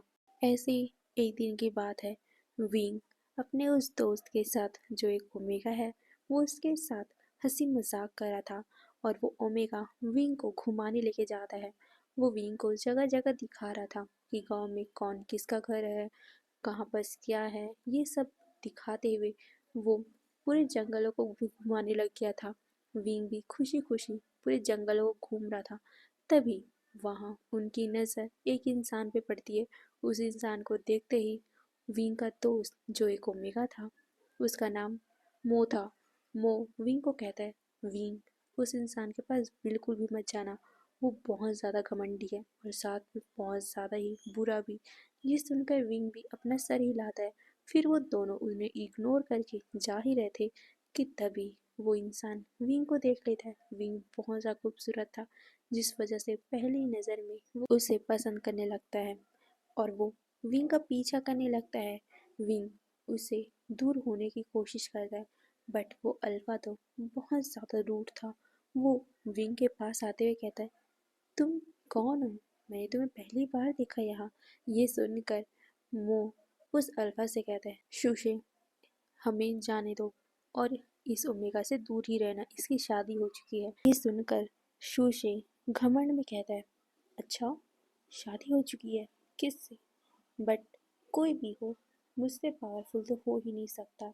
ये बोलकर वो विंग को टच करने की कोशिश करता है। साथ ही वो विंग के साथ बदतमीजी करने की कोशिश करता है, जिससे विंग अपने गुस्से को संभाल नहीं पाया और उसने उसे थप्पड़ मार दिया। एक अल्फा को विंग ने थप्पड़ मार दिया, जिससे उस अल्फा के ईगो पे हर्ट हुआ। वो विंग के साथ बदतमीजी करने लग गया था, जिसके कारण मो ने उसके हाथ में काट लिया और वो विंग को लेकर भागने लग गया, जिससे शूशे बहुत ज़्यादा गुस्सा और उसके जो साथी थे वो उन दोनों का पीछा करने लग गए थे। शूशे और उनके साथी इतने बदमाश थे कि उन्हें उस गांव से निकाल दिया गया था, बट फिर भी वो गांव के आसपास ही मंडराते रहते थे। और आज विंग को जब देखा तो उन लोगों ने तो ठान लिया था कि वो विंग को अपने पास ही ले आएंगे, इसीलिए वो विंग का पीछा करते करते गांव के अंदर आ जाती हैं। विंग और मो भाग रहे थे, तभी शूशे के एक साथी ने एक लंबा सा लकड़ी निकाला और वो उन्हें रोकना चाहते थे, इसीलिए उस लकड़ी को फेंक कर मो और विंग के पैरों पे मारा, ताकि विंग और मो रुक जाए, गिर जाए, ताकि वो उन्हें आसानी से पकड़ ले। बट जैसे ही उन लोगों ने लकड़ी फेंका, विंग के पैर पे लगा, विंग सीधा नीचे, बट उसका सर सीधा एक बड़े से पत्थर में टकरा जाता है। मुंह तो बहुत ज़्यादा डर गया था और वो जोर जोर से चिल्लाने लग गया था। आसपास में जो भी गांव वाले काम कर रहे थे, जब उन्होंने मो की चिल्लाने की आवाज़ सुनी तो वो भागे भागे वहां आते हैं। और जैसे ही शूशे ने ये सब देखा, वो अपने दोस्तों के साथ वहां से भाग गया था, क्योंकि गांव वाले वैसे भी उन्हें पसंद नहीं करते थे। अगर उन्हें पता चलता कि उन लोगों ने क्या किया है, तब तो वो उन लोगों को जान से ही मार देते। यही सोचकर वो लोग भाग गए थे। वहीं मो विंग को उठाने की कोशिश कर रहा था। उसे पता चलता है कि विंग के सर से बहुत ज़्यादा ही खून निकल रहा है, तो वो बहुत ज़्यादा ही चिल्लाने लग गया था कि विंग को चोट लग गई है। वहीं वांग जी, जो वैद्य के साथ काम कर रहा था, जब उसे बाहर शोर शराबे की आवाज़ सुनाई देती है, तो वो भी भागा भागा बाहर आता है। और जब उसने विंग का नाम सुना तो वो और भी ज़्यादा पैनिक हो गया था। और जैसे ही उसने देखा कि विंग बेहोश हो गया, उसके सर से खून निकल रहा है, वो तो डर के मारे विंग के पास आता है, उसे उठाता है और सीधा उस वैद्य के पास ही लेके आता है। वो वैद्य विंग का जल्दी जल्दी से ट्रीटमेंट करने लग गया था। विंग का बहुत ज़्यादा ब्लड लॉस हो गया था, जिस वजह से उसे होश आने में पूरे 2 दिन लगते हैं। 2 दिनों तक वांग जी कुछ भी नहीं खाता है, सिर्फ विंग के पास ही रहता है, क्योंकि इतने दिनों में, या कहूँ तो जब से वांग जी ने विंग को होश आने के बाद देखा है, तब से वो विंग से बहुत प्यार करता है। उसके लाइफ में कौन है कौन नहीं है ये नहीं जानता वो। उसे इतना पता है कि विंग उसकी पूरी लाइफ बन चुका है, और अगर विंग को कुछ हुआ तो वांग जी नहीं पाएगा। यही सोच कर वो विंग को बार बार उठने को कहता था। धीरे धीरे करके 2 दिनों के बाद विंग को होश आता है। होश आने के बाद उसे जब वांगजी दिखता है तो वो हल्का सा मुस्कुराता है। वो वांगजी को गले लगाता है। वांगजी भी बहुत ज़्यादा खुश हो गया था। तभी अचानक ही विंग के आंखों से आंसू निकलने लग जाते हैं, जिसे देख वांगजी घबरा गया था कि क्या हो गया। विंग कहता है कि उन्हें अपने माँ पापा की याद आ रही है। ये सुनकर वांगजी हल्का सा परेशान हो गया था, क्योंकि उसे तो इतना ही पता है ना कि विंग के माँ पापा के कारण ही उन लोगों ने खुदकुशी करने की कोशिश की। वांग जी उसे कंफर्ट देने की कोशिश करता है, कहता है कि तुम फिक्र मत करो विंग, बट अगर हम उनके पास जाएंगे तो वो हमें अलग कर देंगे। ये सुनकर विंग वांग जी को देखता है। वांग जी कहता है, तुम्हें तो याद होगा ना कि उन लोगों ने हमें अलग करने की कोशिश की थी। ये सुनकर वांग जी का हाथ पकड़ लेता है और अपना सर ना में शेक कर बोलता है, नहीं लैंसन, उन्होंने हमें अलग करने की कोशिश नहीं की थी। वो ये बोलकर विंग याद करता है। हाँ, विंग के सर पे चोट लगने की वजह से उसे सब कुछ याद आ गया था। वो वांग जी को सब कुछ बता देता है कि वांग जी उसका ड्राइवर था। विंग को वांग जी से प्यार हो गया। वो लोग बात करने के लिए उस जंगल एरिया में उस गार्डन पे आए थे, बट अचानक ही उनके ऊपर हमला हो गया। और हमला से बचने के कारण वो लोग खाई के पास आ गए थे। एक तरफ खाई था और एक तरफ नदी था, तो उन दोनों ने नदी में कूदना ही सही समझा, क्योंकि नदी में बचने की चांसेस है बट खाई में बचने के चांसेस नहीं है। इसीलिए वो दोनों नदी में कूद गए थे। फिर ये सब हुआ। ये सुनकर वांग जी शॉक हो गया था। वांग जी विंग को देखता है। तभी विंग कहता है, लैंसन, मुझे माँ बाबा की बहुत याद आ रही है। उनकी हालत कैसी होगी? माँ बाबा बहुत ज़्यादा परेशान होंगे। क्या हम चल सकते हैं उनके पास? ये सुनकर वांग जी एक पल के लिए सोचता है और फिर वो धीरे से अपना सर नोट कर देता है, क्योंकि वो देख रहा था कि विंग अपने मदर फादर से मिलने के लिए कितना ज़्यादा बेचैन है। विंग बहुत ज़्यादा हैप्पी हो गया था। वहीं इस बारे में उन दोनों ने पूरे गांव वालों को, पूरे जितने भी आदिवासी थे उन लोगों को बताया, और वो भी बहुत ज़्यादा हैप्पी हो गए थे कि उनके माँ बाबा के कारण ये नदी में नहीं गिरे थे। फिर क्या, वो दोनों वहाँ से जाने का डिसाइड करते हैं। उन दोनों ने पूरे गांव वालों को बहुत ज़्यादा ही थैंक यू कहा था। विंग और वांग जी गांव से निकलकर सिटी एरिया की तरफ जाने लगते हैं, और वो भी गांव वाले उन्हें छोड़ने आए थे। विंग और वांग जी बहुत ज़्यादा हैप्पी थे। कुछ ही टाइम में वो मेन रोड तक पहुंच जाते हैं। वो गांव वाले बताते हैं कि तुम लोग इस मेन रोड के सीधा सीधा निकल जाना, फिर तुम लोगों को सिटी का रास्ता मिल जाएगा। ये सुनकर विंग और वांग जी अपना सर नोट करते हैं। फिर वो जाने लग गए थे, बट वांग जी थोड़ा खोया खोया सा लग रहा था, जिसे देख विंग कहते हैं, क्या हुआ? ये सुनकर वांग जी अपना सर ना में शेक करता है, बट उसके फेस में परेशानी साफ साफ नजर आ रही थी। विंग वांग जी का हाथ पकड़ता है और कहते हैं, क्या हुआ है? आप परेशान क्यों लग रहे हो? ये सुनकर वांग जी कहता है, विंग, मैं तुम्हारा ड्राइवर हूँ और तुम इतने अमीर फैमिली के बेटे। हम दोनों के रिश्ते के बारे में अगर उन्हें पता चलेगा, वो कभी एक्सेप्ट नहीं करेंगे। ये सुनकर विंग भी इस बारे में सोचता है, बट वो यकीन से कहता है, नहीं लैंसन, मेरी फैमिली मुझसे बहुत प्यार करती है, वो हमें एक्सेप्ट कर लेंगी। बट वांग जी कहता है, नहीं विंग। अब तो वांग जी को भी सब कुछ याद आ चुका था। ये सब भी कि उसके अंकल को बचाने के कारण ही वो विंग का बॉडीगार्ड बना था। इतना कुछ उनकी फैमिली ने वांग जी के अंकल को बचाने के लिए किया और वांग जी उनके बेटे के साथ शादी करके आ गया। नहीं नहीं, वो ऐसा नहीं कर सकता। उनके साथ वो गद्दारी नहीं कर सकता। और वैसे भी शादी तो उन दोनों की याददाश्त खोने के बाद हुई थी ना। तब तो वांग जी और विंग को एक दूसरे के बारे में कुछ पता भी नहीं था और वांग जी ने विंग से शादी कर ली। हाँ, वो विंग से प्यार करता है, बट वो अपने मालिक से गद्दारी नहीं कर सकता। इसीलिए वो विंग को समझाता है, विंग, हमने शादी की है, बट उस टाइम हम दोनों को कुछ भी याद नहीं था। हमने बिना एक दूसरे को जाने शादी कर ली थी, बट अब जब हमें पता चल रहा है, तब मैं इस बात को स्वीकार नहीं कर पा रहा हूँ। ये सुनकर विंग कहता है, क्या बोल रहे हो लैंसन? वांग जी कहता है, विंग, हम शादी के बारे में, हम दोनों के बारे में तुम्हारी फैमिली को नहीं बताएंगे। तुम अच्छा इंसान डिजर्व करते हो। ये सुनकर विंग वांग जी को देखता है गुस्से से और कहता है, कैसी बकवास कर रहे हो? नहीं, मैं ऐसा नहीं करने वाला। मैंने अब तुम्हें अपना मान लिया है। मैं अभी जाके मदर फादर को ये बता दूंगा। ये सुनकर वांग जी उसका हाथ पकड़ लेता है। वो कहता है, नहीं विंग, हम ऐसा नहीं कर सकते। मैं एक गरीब फैमिली से हूँ और तुम एक अमीर फैमिली से हो। हम दोनों बहुत ज़्यादा अलग है विंग। हम दोनों का रिश्ता एक ऐसी कंडीशन में हुआ है जिसमें हम दोनों ही हमारी आइडेंटिटी के बारे में नहीं जानते थे और अब हमें सब कुछ पता चल गया है। ऐसे में तुम्हें लगता है कि तुम्हारे माँ बाबा हमें एक्सेप्ट करेंगे? ये सुनकर विंग कहता है, हाँ करेंगे, मुझे पक्का यकीन है। वांग जी विंग को देखता है, उसे समझाने की कोशिश करता है कि नहीं विंग, कोई भी माँ बाप अपने अच्छे खासे बेटे को एक गरीब पर्सन के साथ बिल्कुल भी इंगेज नहीं होने देंगे। कभी भी अपने बेटे को सफ़र होते हुए नहीं देखना चाहेंगे। मैं बहुत गरीब हुई, तुम्हारे हिसाब से मैं कुछ भी नहीं हूँ। तुम महलों में रहने वाले हो और मैं झोपड़पट्टी में नॉर्मल ज़िंदगी जीता हूँ। मैं जानता हूँ कि तुम्हारे माँ बाबा तुमसे कितना प्यार करते हैं। वो कभी भी तुम्हें इस महल से उठकर झोपड़पट्टी में जाने नहीं देंगे। वो कभी भी इस बात को एक्सेप्ट नहीं करेंगे विंग। और साथ ही मैं भी नहीं कर सकता, क्योंकि मैं तुमसे प्यार करता हूँ। मैं तुम्हें झोपड़पट्टी में मेरे साथ जाने नहीं दे सकता। ये सुनकर वांग जी का कॉलर पकड़ लेता है। वो कहता है, मुझे फ़र्क नहीं पड़ता, तुम जहाँ रहोगे मैं वहाँ रहूँगा। ये सुनकर वांग जी उसे देखता है।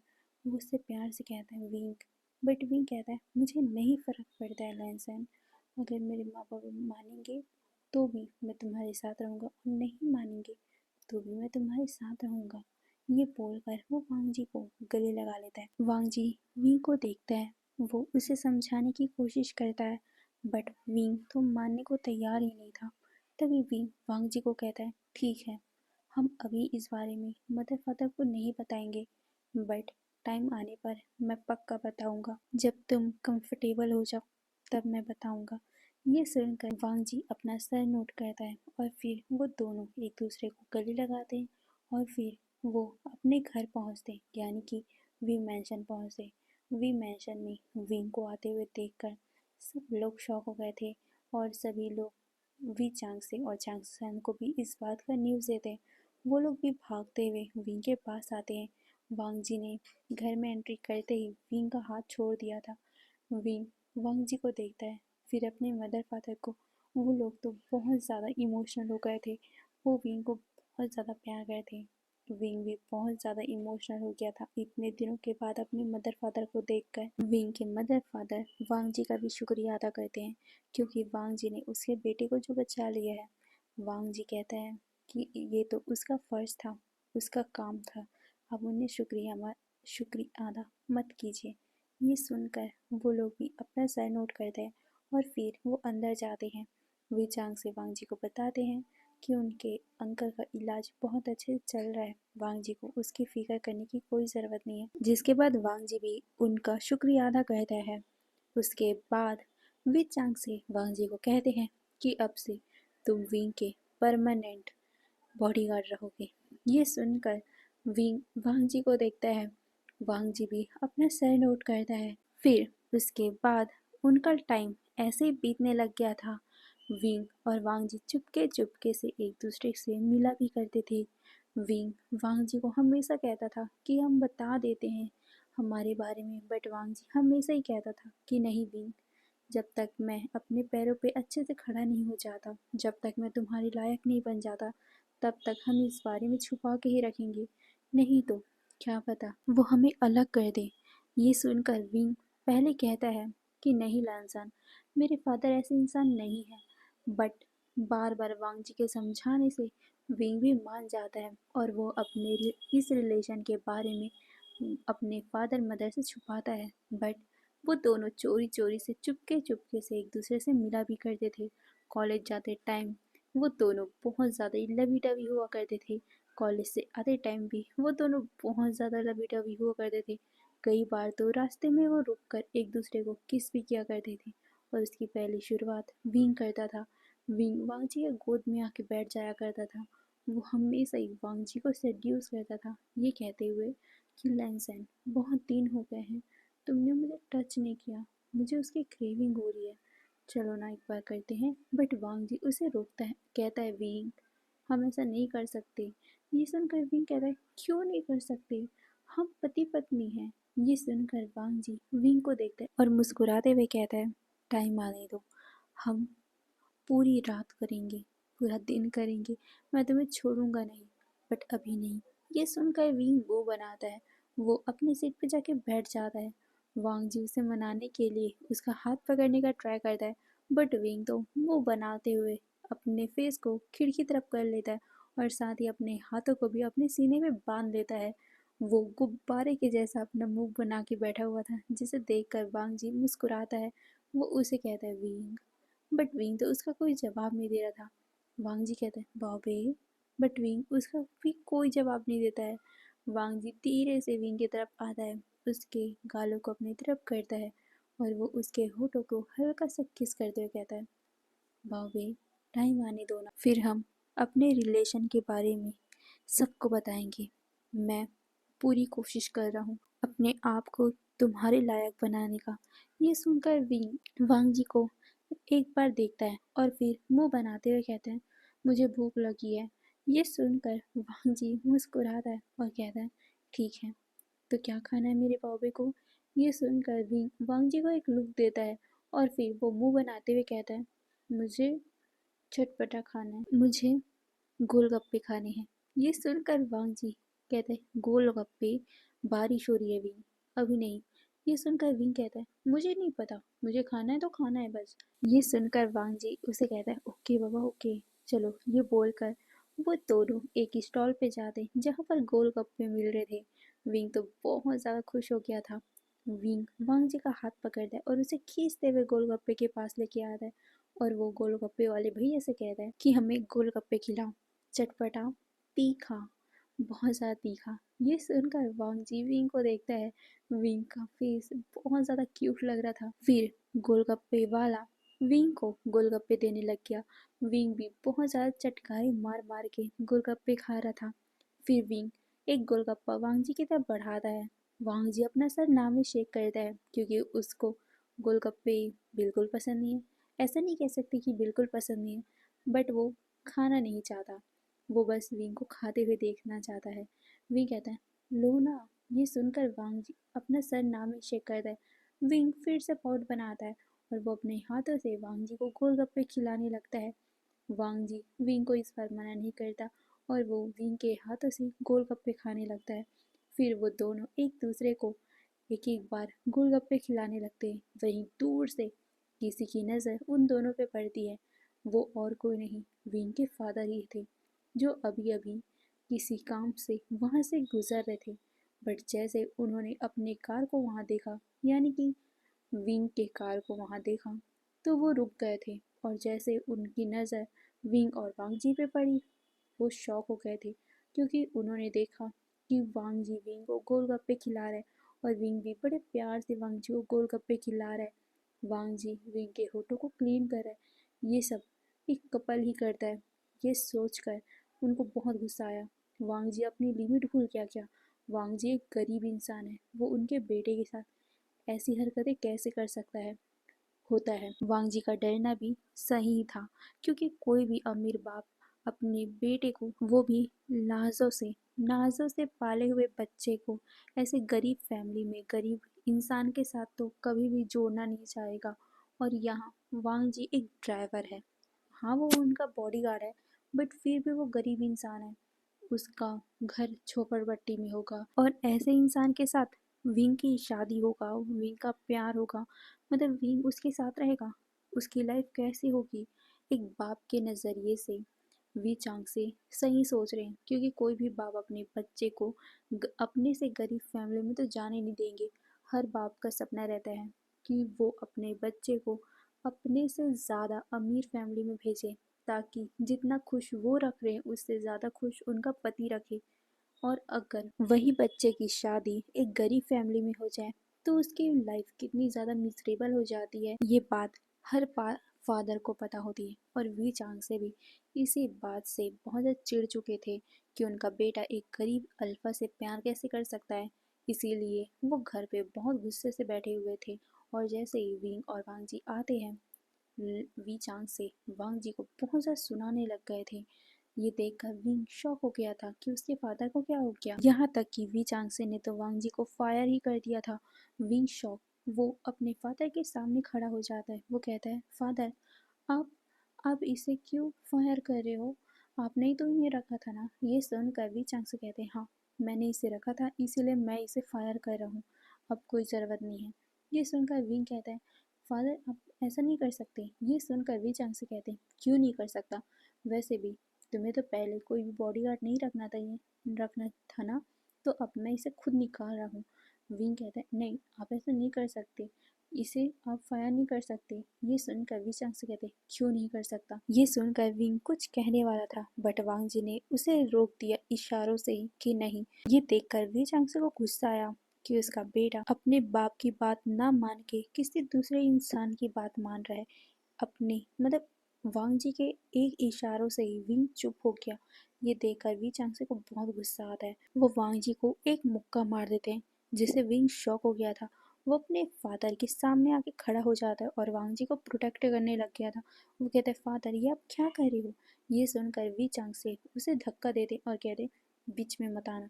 इसकी हिम्मत भी कैसे हुई मेरे बच्चे पे गंदी नज़र डालने की? ये सुनकर विंग शॉक, वही वांग जी चुपचाप अपने नज़रों को नीचे करके खड़ा हुआ था।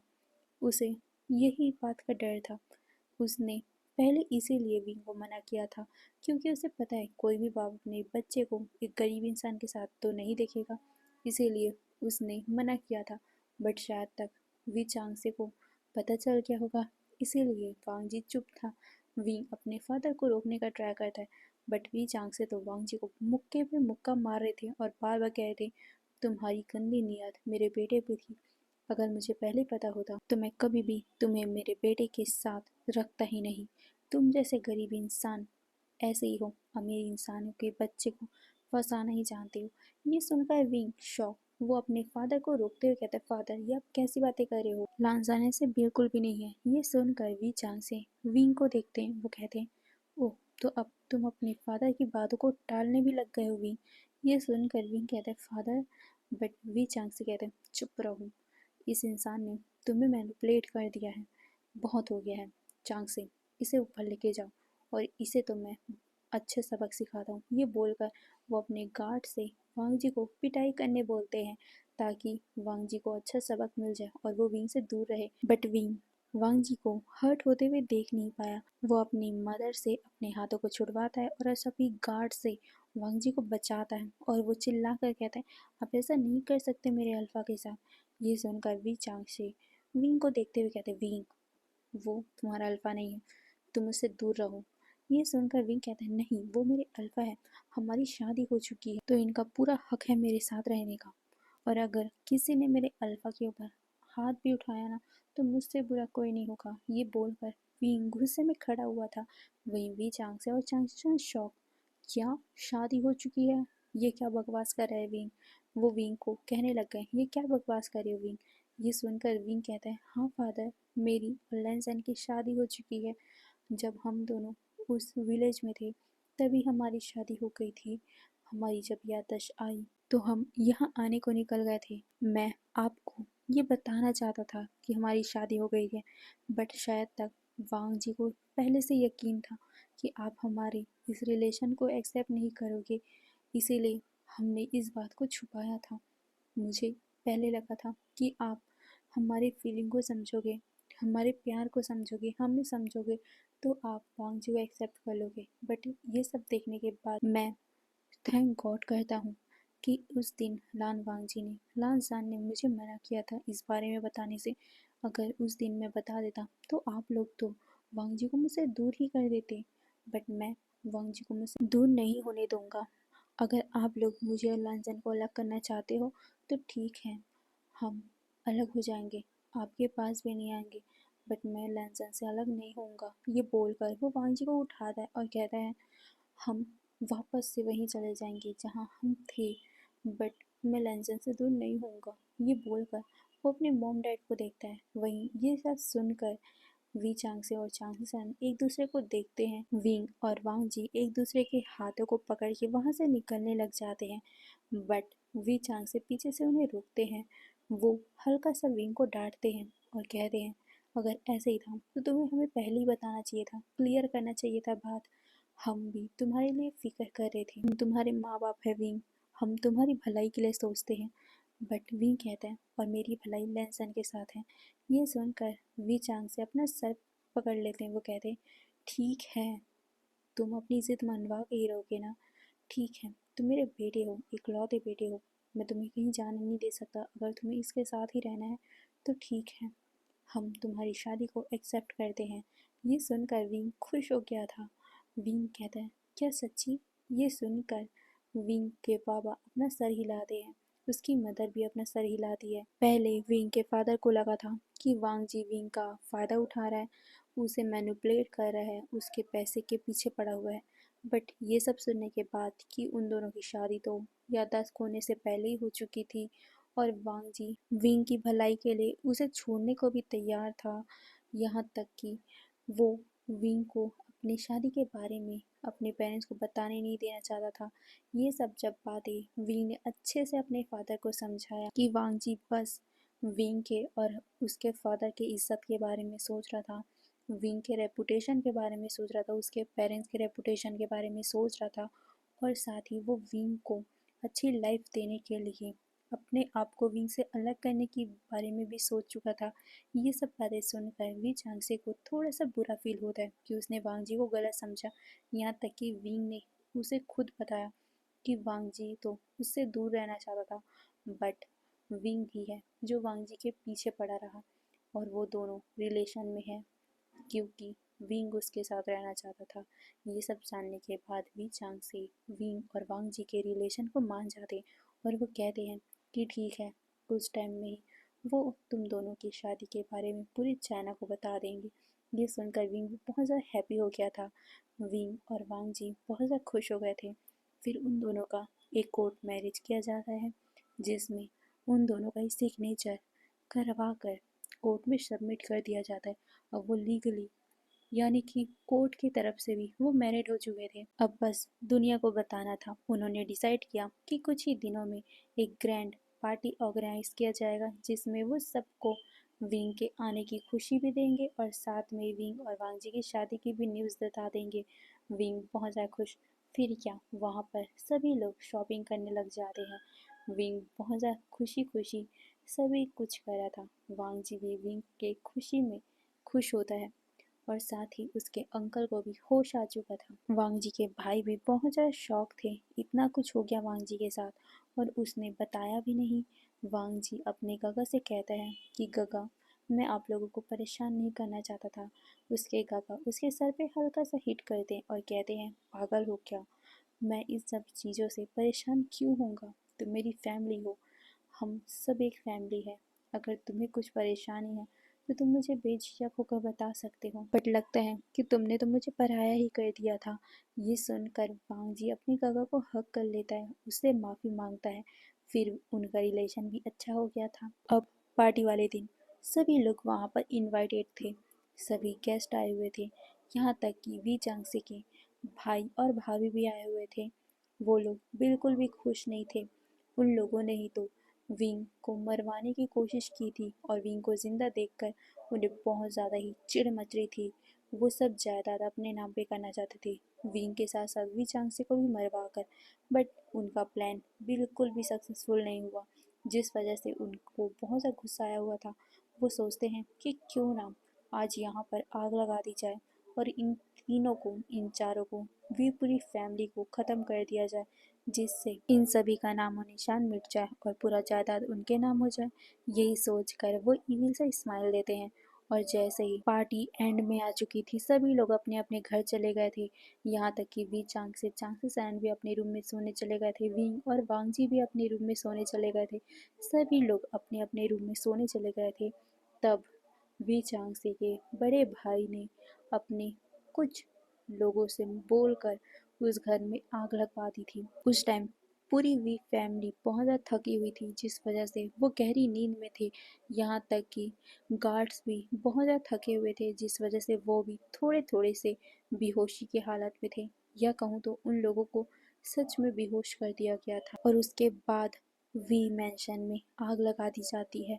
आग लगने के बाद पूरा घर आग ही आग हो चुका था। अचानक ही विंग, जिसे आजकल बहुत ज़्यादा ही अजीब सा फील होता है, कभी भी उसका मूड स्विंग होने लगता है, कभी भी उसे रात को भूख लग जाती है, तो आज भी उसे अचानक ही बहुत ही अजीब फील होने लगता है, सफोकेशन फील होने लगता है, ऐसा जैसे उसका दम घुट रहा हो, ऐसा जैसे कुछ बहुत ही अजीब हो रहा हो उसके आसपास। यहाँ तक कि उसको बहुत ज़्यादा खांसी भी आने लगती है। विंग और वांग जी थोड़े नशे में थे, या कहूँ तो उन लोगों को नशा दिया गया था। हाँ, वी फैमिली को विंग के मतलब चाचा ने, या कहूँ तो बड़े पापा ने ऐसी दवा दी थी जिससे वो लोग गहरी नींद में हो, वो लोग उठ ना सके। बट विंग के कुछ दिनों के इस हालत की वजह से विंग का नींद टूट जाता है। वो दवा के नशे में था, बट फिर भी उसे सफोकेशन होने लगता है, तो वो छटपटाने लगता है। वो बहुत ही ज़्यादा सफोकेशन फील कर रहा था और साथ ही उसका फेरोमोन भी इनबैलेंस हो रहा था। वो बहुत ज़्यादा ही स्प्रेड हुए जा रहा था, जिस वजह से वांग जी का अल्फा एक्टिव हो जाता है। वो अभी बेहोश था, वांग जी अभी बेहोश है, बट वांग जी का अल्फा जैसे अपने ओमेगा को दर्द में देखता है, वो एक्टिव हो गया था।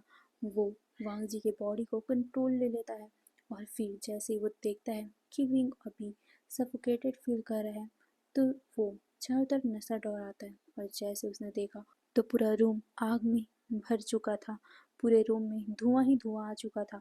वांग जी विंग को उठाने की कोशिश करता है। विंग बहुत ज़्यादा अजीब फील कर रहा था, उसकी आंखें खुल नहीं रही थी, बहुत ज़्यादा हैवी फील हो रही थी। वांग जी महसूस करता है कि उसके ओमेगा को कुछ तो हुआ है। वांग जी जल्दी से अपने ओमेगा को कैरी करता है। वो इधर उधर देखता है कि कुछ तो मिले। पहले वो विंग को एक कंबल से कवर करता है ताकि विंग को कुछ ना हो जाए। फिर वांग जी धीरे धीरे से सभी तरफ देखने लग गया कि कहीं से तो रास्ता मिले, क्योंकि चारों तरफ आग लगी हुई थी। वांग जी फिर भी हिम्मत करता है क्योंकि उसे विंग को बचाना था। वांग जी झटके से गेट को लात मार के ओपन करता है। वो देखता है कि पूरा मैंशन आग में झुलस रहा है। वो देखता है कि सभी तरफ धुआं ही धुआं है। वो देखता है कि कुछ लोग जो शायद तक अभी आग की वजह से धीरे धीरे होश में आए थे, वो लोग चीखते हुए बाहर की तरफ भागने स्टार्ट कर देते हैं। वी चांग से और चांग से सरन भी बहुत ज़्यादा ही नशे में थे, बट वो लोग भी बहुत ज़्यादा आग की वजह से अब सफोकेट फील कर रहे थे, तो उनकी भी नींद धीरे धीरे खुलने लग गई थी। लैंसी चैन की वाइफ, यहाँ तक कि उनके बच्चे लैन कुरैन भी उसी घर में ही थे, उनका भी नींद अचानक ही खुल जाता है। वो भी जैसे ही देखते हैं कि पूरे घर में आग लगी हुई है, तो वो भी जल्दी जल्दी से बाहर की तरफ भागते हैं, क्योंकि अभी उनको जान बचानी थी। वांग जी भागते हुए विंग को उस घर से बाहर निकालता है। विंग अभी नॉर्मल हो चुका था, बट फिर भी विंग पूरी तरीके से अपने होश में नहीं आया था। वो बस हल्की हल्की सी अपनी आंखें को खोल के देख रहा था। विंग बहुत ज़्यादा वीक था। फिर भी वो वांग जी से कहता है कि उसके माँ बाबा कहाँ हैं। ये सुनकर वांग जी इधर उधर देखता है। उसे पता चला कि यहाँ पर तो वी चांसलर और चांसलर आए ही नहीं है। जल्दी से वांग जी विंग को कुछ सर्वेंट कुछ गार्ड्स के हवाले करता है। लैन सीचेन लैन कुनैन के हवाले करता है और वो सीधा अंदर की तरफ भाग जाता है, क्योंकि उसे वी चांसलर और चांसलर को भी तो बचाना था। वांग जी इधर उधर ढूंढने लगता है। तब उसे दिखाई देता है कि उसके रूम के बाहर बहुत ज़्यादा ही आग लगी हुई है। वांग जी अपने आप की परवाह किए बिना सीधा उस रूम की तरफ भागता है।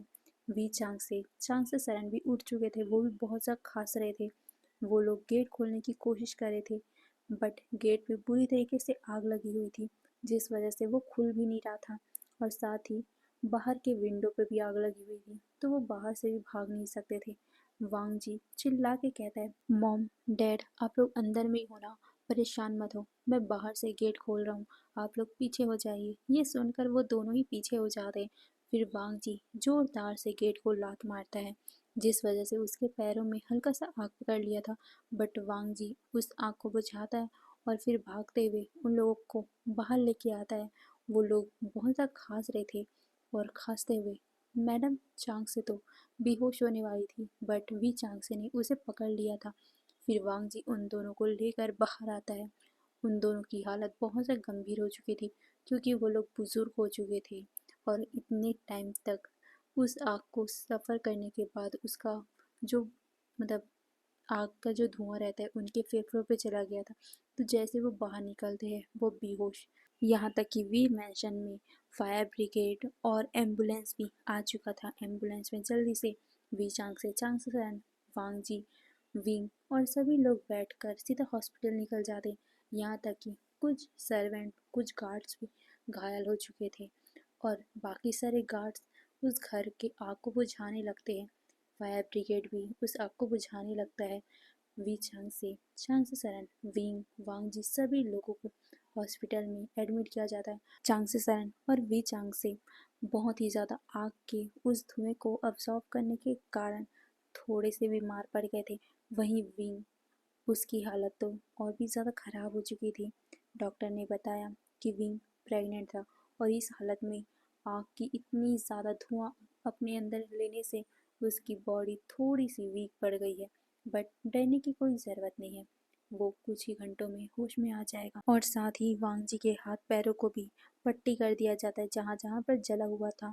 साथ में लैन कुरैन, लैन सीचैन, उनकी वाइफ, उनके बच्चों को भी अच्छे से देखा जाता है कि कहीं उन्हें भी तो कुछ नहीं हो गया है ना, क्योंकि आग लगी हुई थी वहाँ पर। गार्ड सर्वेंट्स को भी बहुत अच्छे से ट्रीटमेंट दी जाती है। कुछ ही टाइम में वी चांसे और चांसन को भी होश आ जाता है। विंग, उसके पास तो वांग जी बैठा ही रहता है। उसकी हालत भी बहुत ज़्यादा ख़राब थी, बट वांग जी बिल्कुल भी विंग के पास से उठता नहीं। वो विंग का हाथ पकड़े वहीं पर बैठा रहता है। वो डॉक्टर से बार बार पूछ रहा था कि विंग को होश क्यों नहीं आ रहा है। डॉक्टर उसे बताते हैं कि आप घबराइए नहीं, ये प्रेग्नेंट थे और अचानक ही नींद की दवा खाने से थोड़ा सा हार्म पहुंचा है और धुआं, आग, इन सभी से इनकी बॉडी बहुत ज़्यादा वीक हो गई है। थोड़ी देर में ये होश में आ जाएंगे। ये सुनकर वांग जी थोड़ा सा काम तो होता है, बट फिर भी वो घबराया हुआ था। लैन सिचेन और बाकी सारे लोग वांग जी को कंफर्ट देते हैं। अब तो वी चांसे और चांसन को भी होश आ गया था। जैसे उनको पता चला कि विंग प्रेग्नेंट है, तो वो बहुत ज़्यादा खुश हो गए थे, बट बहुत ज़्यादा परेशान भी हो गए थे। और कुछ घंटों के बाद विंग को भी होश आ जाता है। वो सब लोग अब सेफ थे, बट वांग जी को इतनी ज़्यादा चोट पहुंची है, इतनी ज़्यादा जगह पे जला है, ये देखकर विंग बहुत ज़्यादा इमोशनल हो गया था। विंग गुस्से में भी आ जाता है कि आखिर ये सब किसने किया, क्योंकि डॉक्टर ने तो बताया है कि सबके सबके अंदर बेहोशी की दवा मिली हुई थी। दवा मिली है मतलब कि किसी ने तो जानबूझकर इनको बेहोश किया है, और घर में अचानक से तो आग लगेगी नहीं, तो किसने किया है। फिर वी चांग से खुद जांच पड़ताल करवाते हैं। पुलिस भी उनका साथ देती है। और कुछ ही दिनों में यानी कि 1-2 दिनों में ही सीसीटीवी से पता चल गया कि आखिर ये सब किसने किया था। सीसीटीवी कैमरा भी हल्का सा जल गया था, तो उससे फुटेज हल्का सा निकालने में प्रॉब्लम हो रहा था, बट फिर भी उन्होंने उससे पता लगाया तो उन्हें पता चला कि कुछ लोग वहाँ पर आग लगाने आए थे। फिर उन कुछ लोगों को ढूंढा गया, उन लोगों से पता करवाया गया कि आखिर वो कौन थे, और जैसे ही पता चला कि ये सब करवाने वाला वी चांगसे के बड़े भाई थे तो उन्हें बहुत गुस्सा आया। फिर वी चांगसे ने खुद उनके खिलाफ एफआईआर दर्ज करवाया। उसके बाद उन लोगों को जेल हो गई। फिर क्या, सब कुछ नॉर्मल। फिर धीरे धीरे उनका टाइम ऐसे ही बीतने लग गया। अब विंग प्रेग्नेंट है, उसका 7वां महीना चल रहा है। अब धीरे धीरे करके वांग जी वी कॉपरेशन को संभालने लग जाता है, क्योंकि उस दिन जब आग लगी थी तो वी चांगसे की तबीयत थोड़ी ख़राब सी हो गई थी। वो थोड़े बुजुर्ग हो गए थे और अचानक ये सब होने से उनकी तबीयत अब थोड़ी थोड़ी सी ख़राब रहने लग गई थी, जिस वजह से अब वो ज़्यादा काम नहीं कर पाते थे, स्ट्रेस नहीं ले पाते थे। अब वांग जी को ही सब कुछ संभालने दिया गया। वांग जी भी बहुत अच्छे से उस वीक ऑपरेशन को संभालता था, बट वांग जी ने पहले ही समझा रखा था कि वो वीक ऑपरेशन को अपने अंडर नहीं लेगा, वो विंग ही चलाएगा। जैसे ही विंग ने बेबी को बर्थ दिया, वांग जी ने वीक ऑपरेशन को विंग के हाथों में ही सौंप दिया था। विंग पहले तो कहता है कि कोई ज़रूरत नहीं है, ये कंपनी आपकी है, बट वांग जी बिल्कुल भी एक्सेप्ट नहीं करता, क्योंकि अगर वो एक्सेप्ट कर लेगा तो सब क्या बोलेंगे कि वांग जी पैसे के लिए विंग के पास आया है और पैसे के लिए ही वो ये सब कर रहा था। वो बिल्कुल नहीं चाहता, वो ये नहीं सुनना चाहता कि वो विंग का फ़ायदा उठा रहा है। वो खुद ही अपने बदौलत पे अपनी कंपनी खड़े करेगा, यही बोलकर उसने मना कर दिया था। वी चांगसे को भी वांग जी की ये बात बहुत अच्छी लगती है और उसने वांग जी का मदद करने का सोचा, बट वांग जी ने साफ साफ मना कर दिया, ये कहकर कि नहीं, वो खुद ही सब कुछ करेगा। फिर क्या, वो धीरे धीरे आगे बढ़ने लग गया। वांग जी ने कुछ ही सालों में बहुत बड़ा सा एक कंपनी बना लिया। उस कंपनी में बिल्कुल भी वी चांगसे ने हाथ नहीं लगाया था, ना ही मदद किया था। पहली पहली बार तो कुछ लोगों ने इस बात को भी उठाया था कि वांग जी अपने फादर इन लॉ के अपनी वाइफ का सपोर्ट लेकर इस कंपनी को बनाया है, बट वी चांगसे और विंग ने साफ साफ सबको क्लियर कर दिया था कि नहीं, इसमें हमारा कोई भी हाथ नहीं है, हमारे वांग जी ने ही सब कुछ किया है। अब तो उनका छोटा सा बेबी भी बड़ा होने लग गया है। हमारा युवान 7 साल का हो चुका है, बहुत ज़्यादा नटखट, बहुत ज़्यादा चबी, बहुत ज़्यादा क्यूट, और इसी में हमारा ये एफएफ ख़त्म होता है। अगर आपको पसंद आया हो तो प्लीज़ कमेंट ज़रूर करना, और इतने दिनों के गैप के लिए आई एम सॉरी, क्योंकि मेरी गला बहुत ज़्यादा ख़राब हो गया था। मैं अभी भी कैसे रिकॉर्ड करी मुझे पता है, आप लोगों को समझ में आ ही रहा होगा कि मेरा गला कैसे कभी बैठ रहा है, कभी बहुत ज़्यादा हाई हो रहा है। मेरा गला ना सच में बहुत बुरी तरीके से ख़राब हो गया था।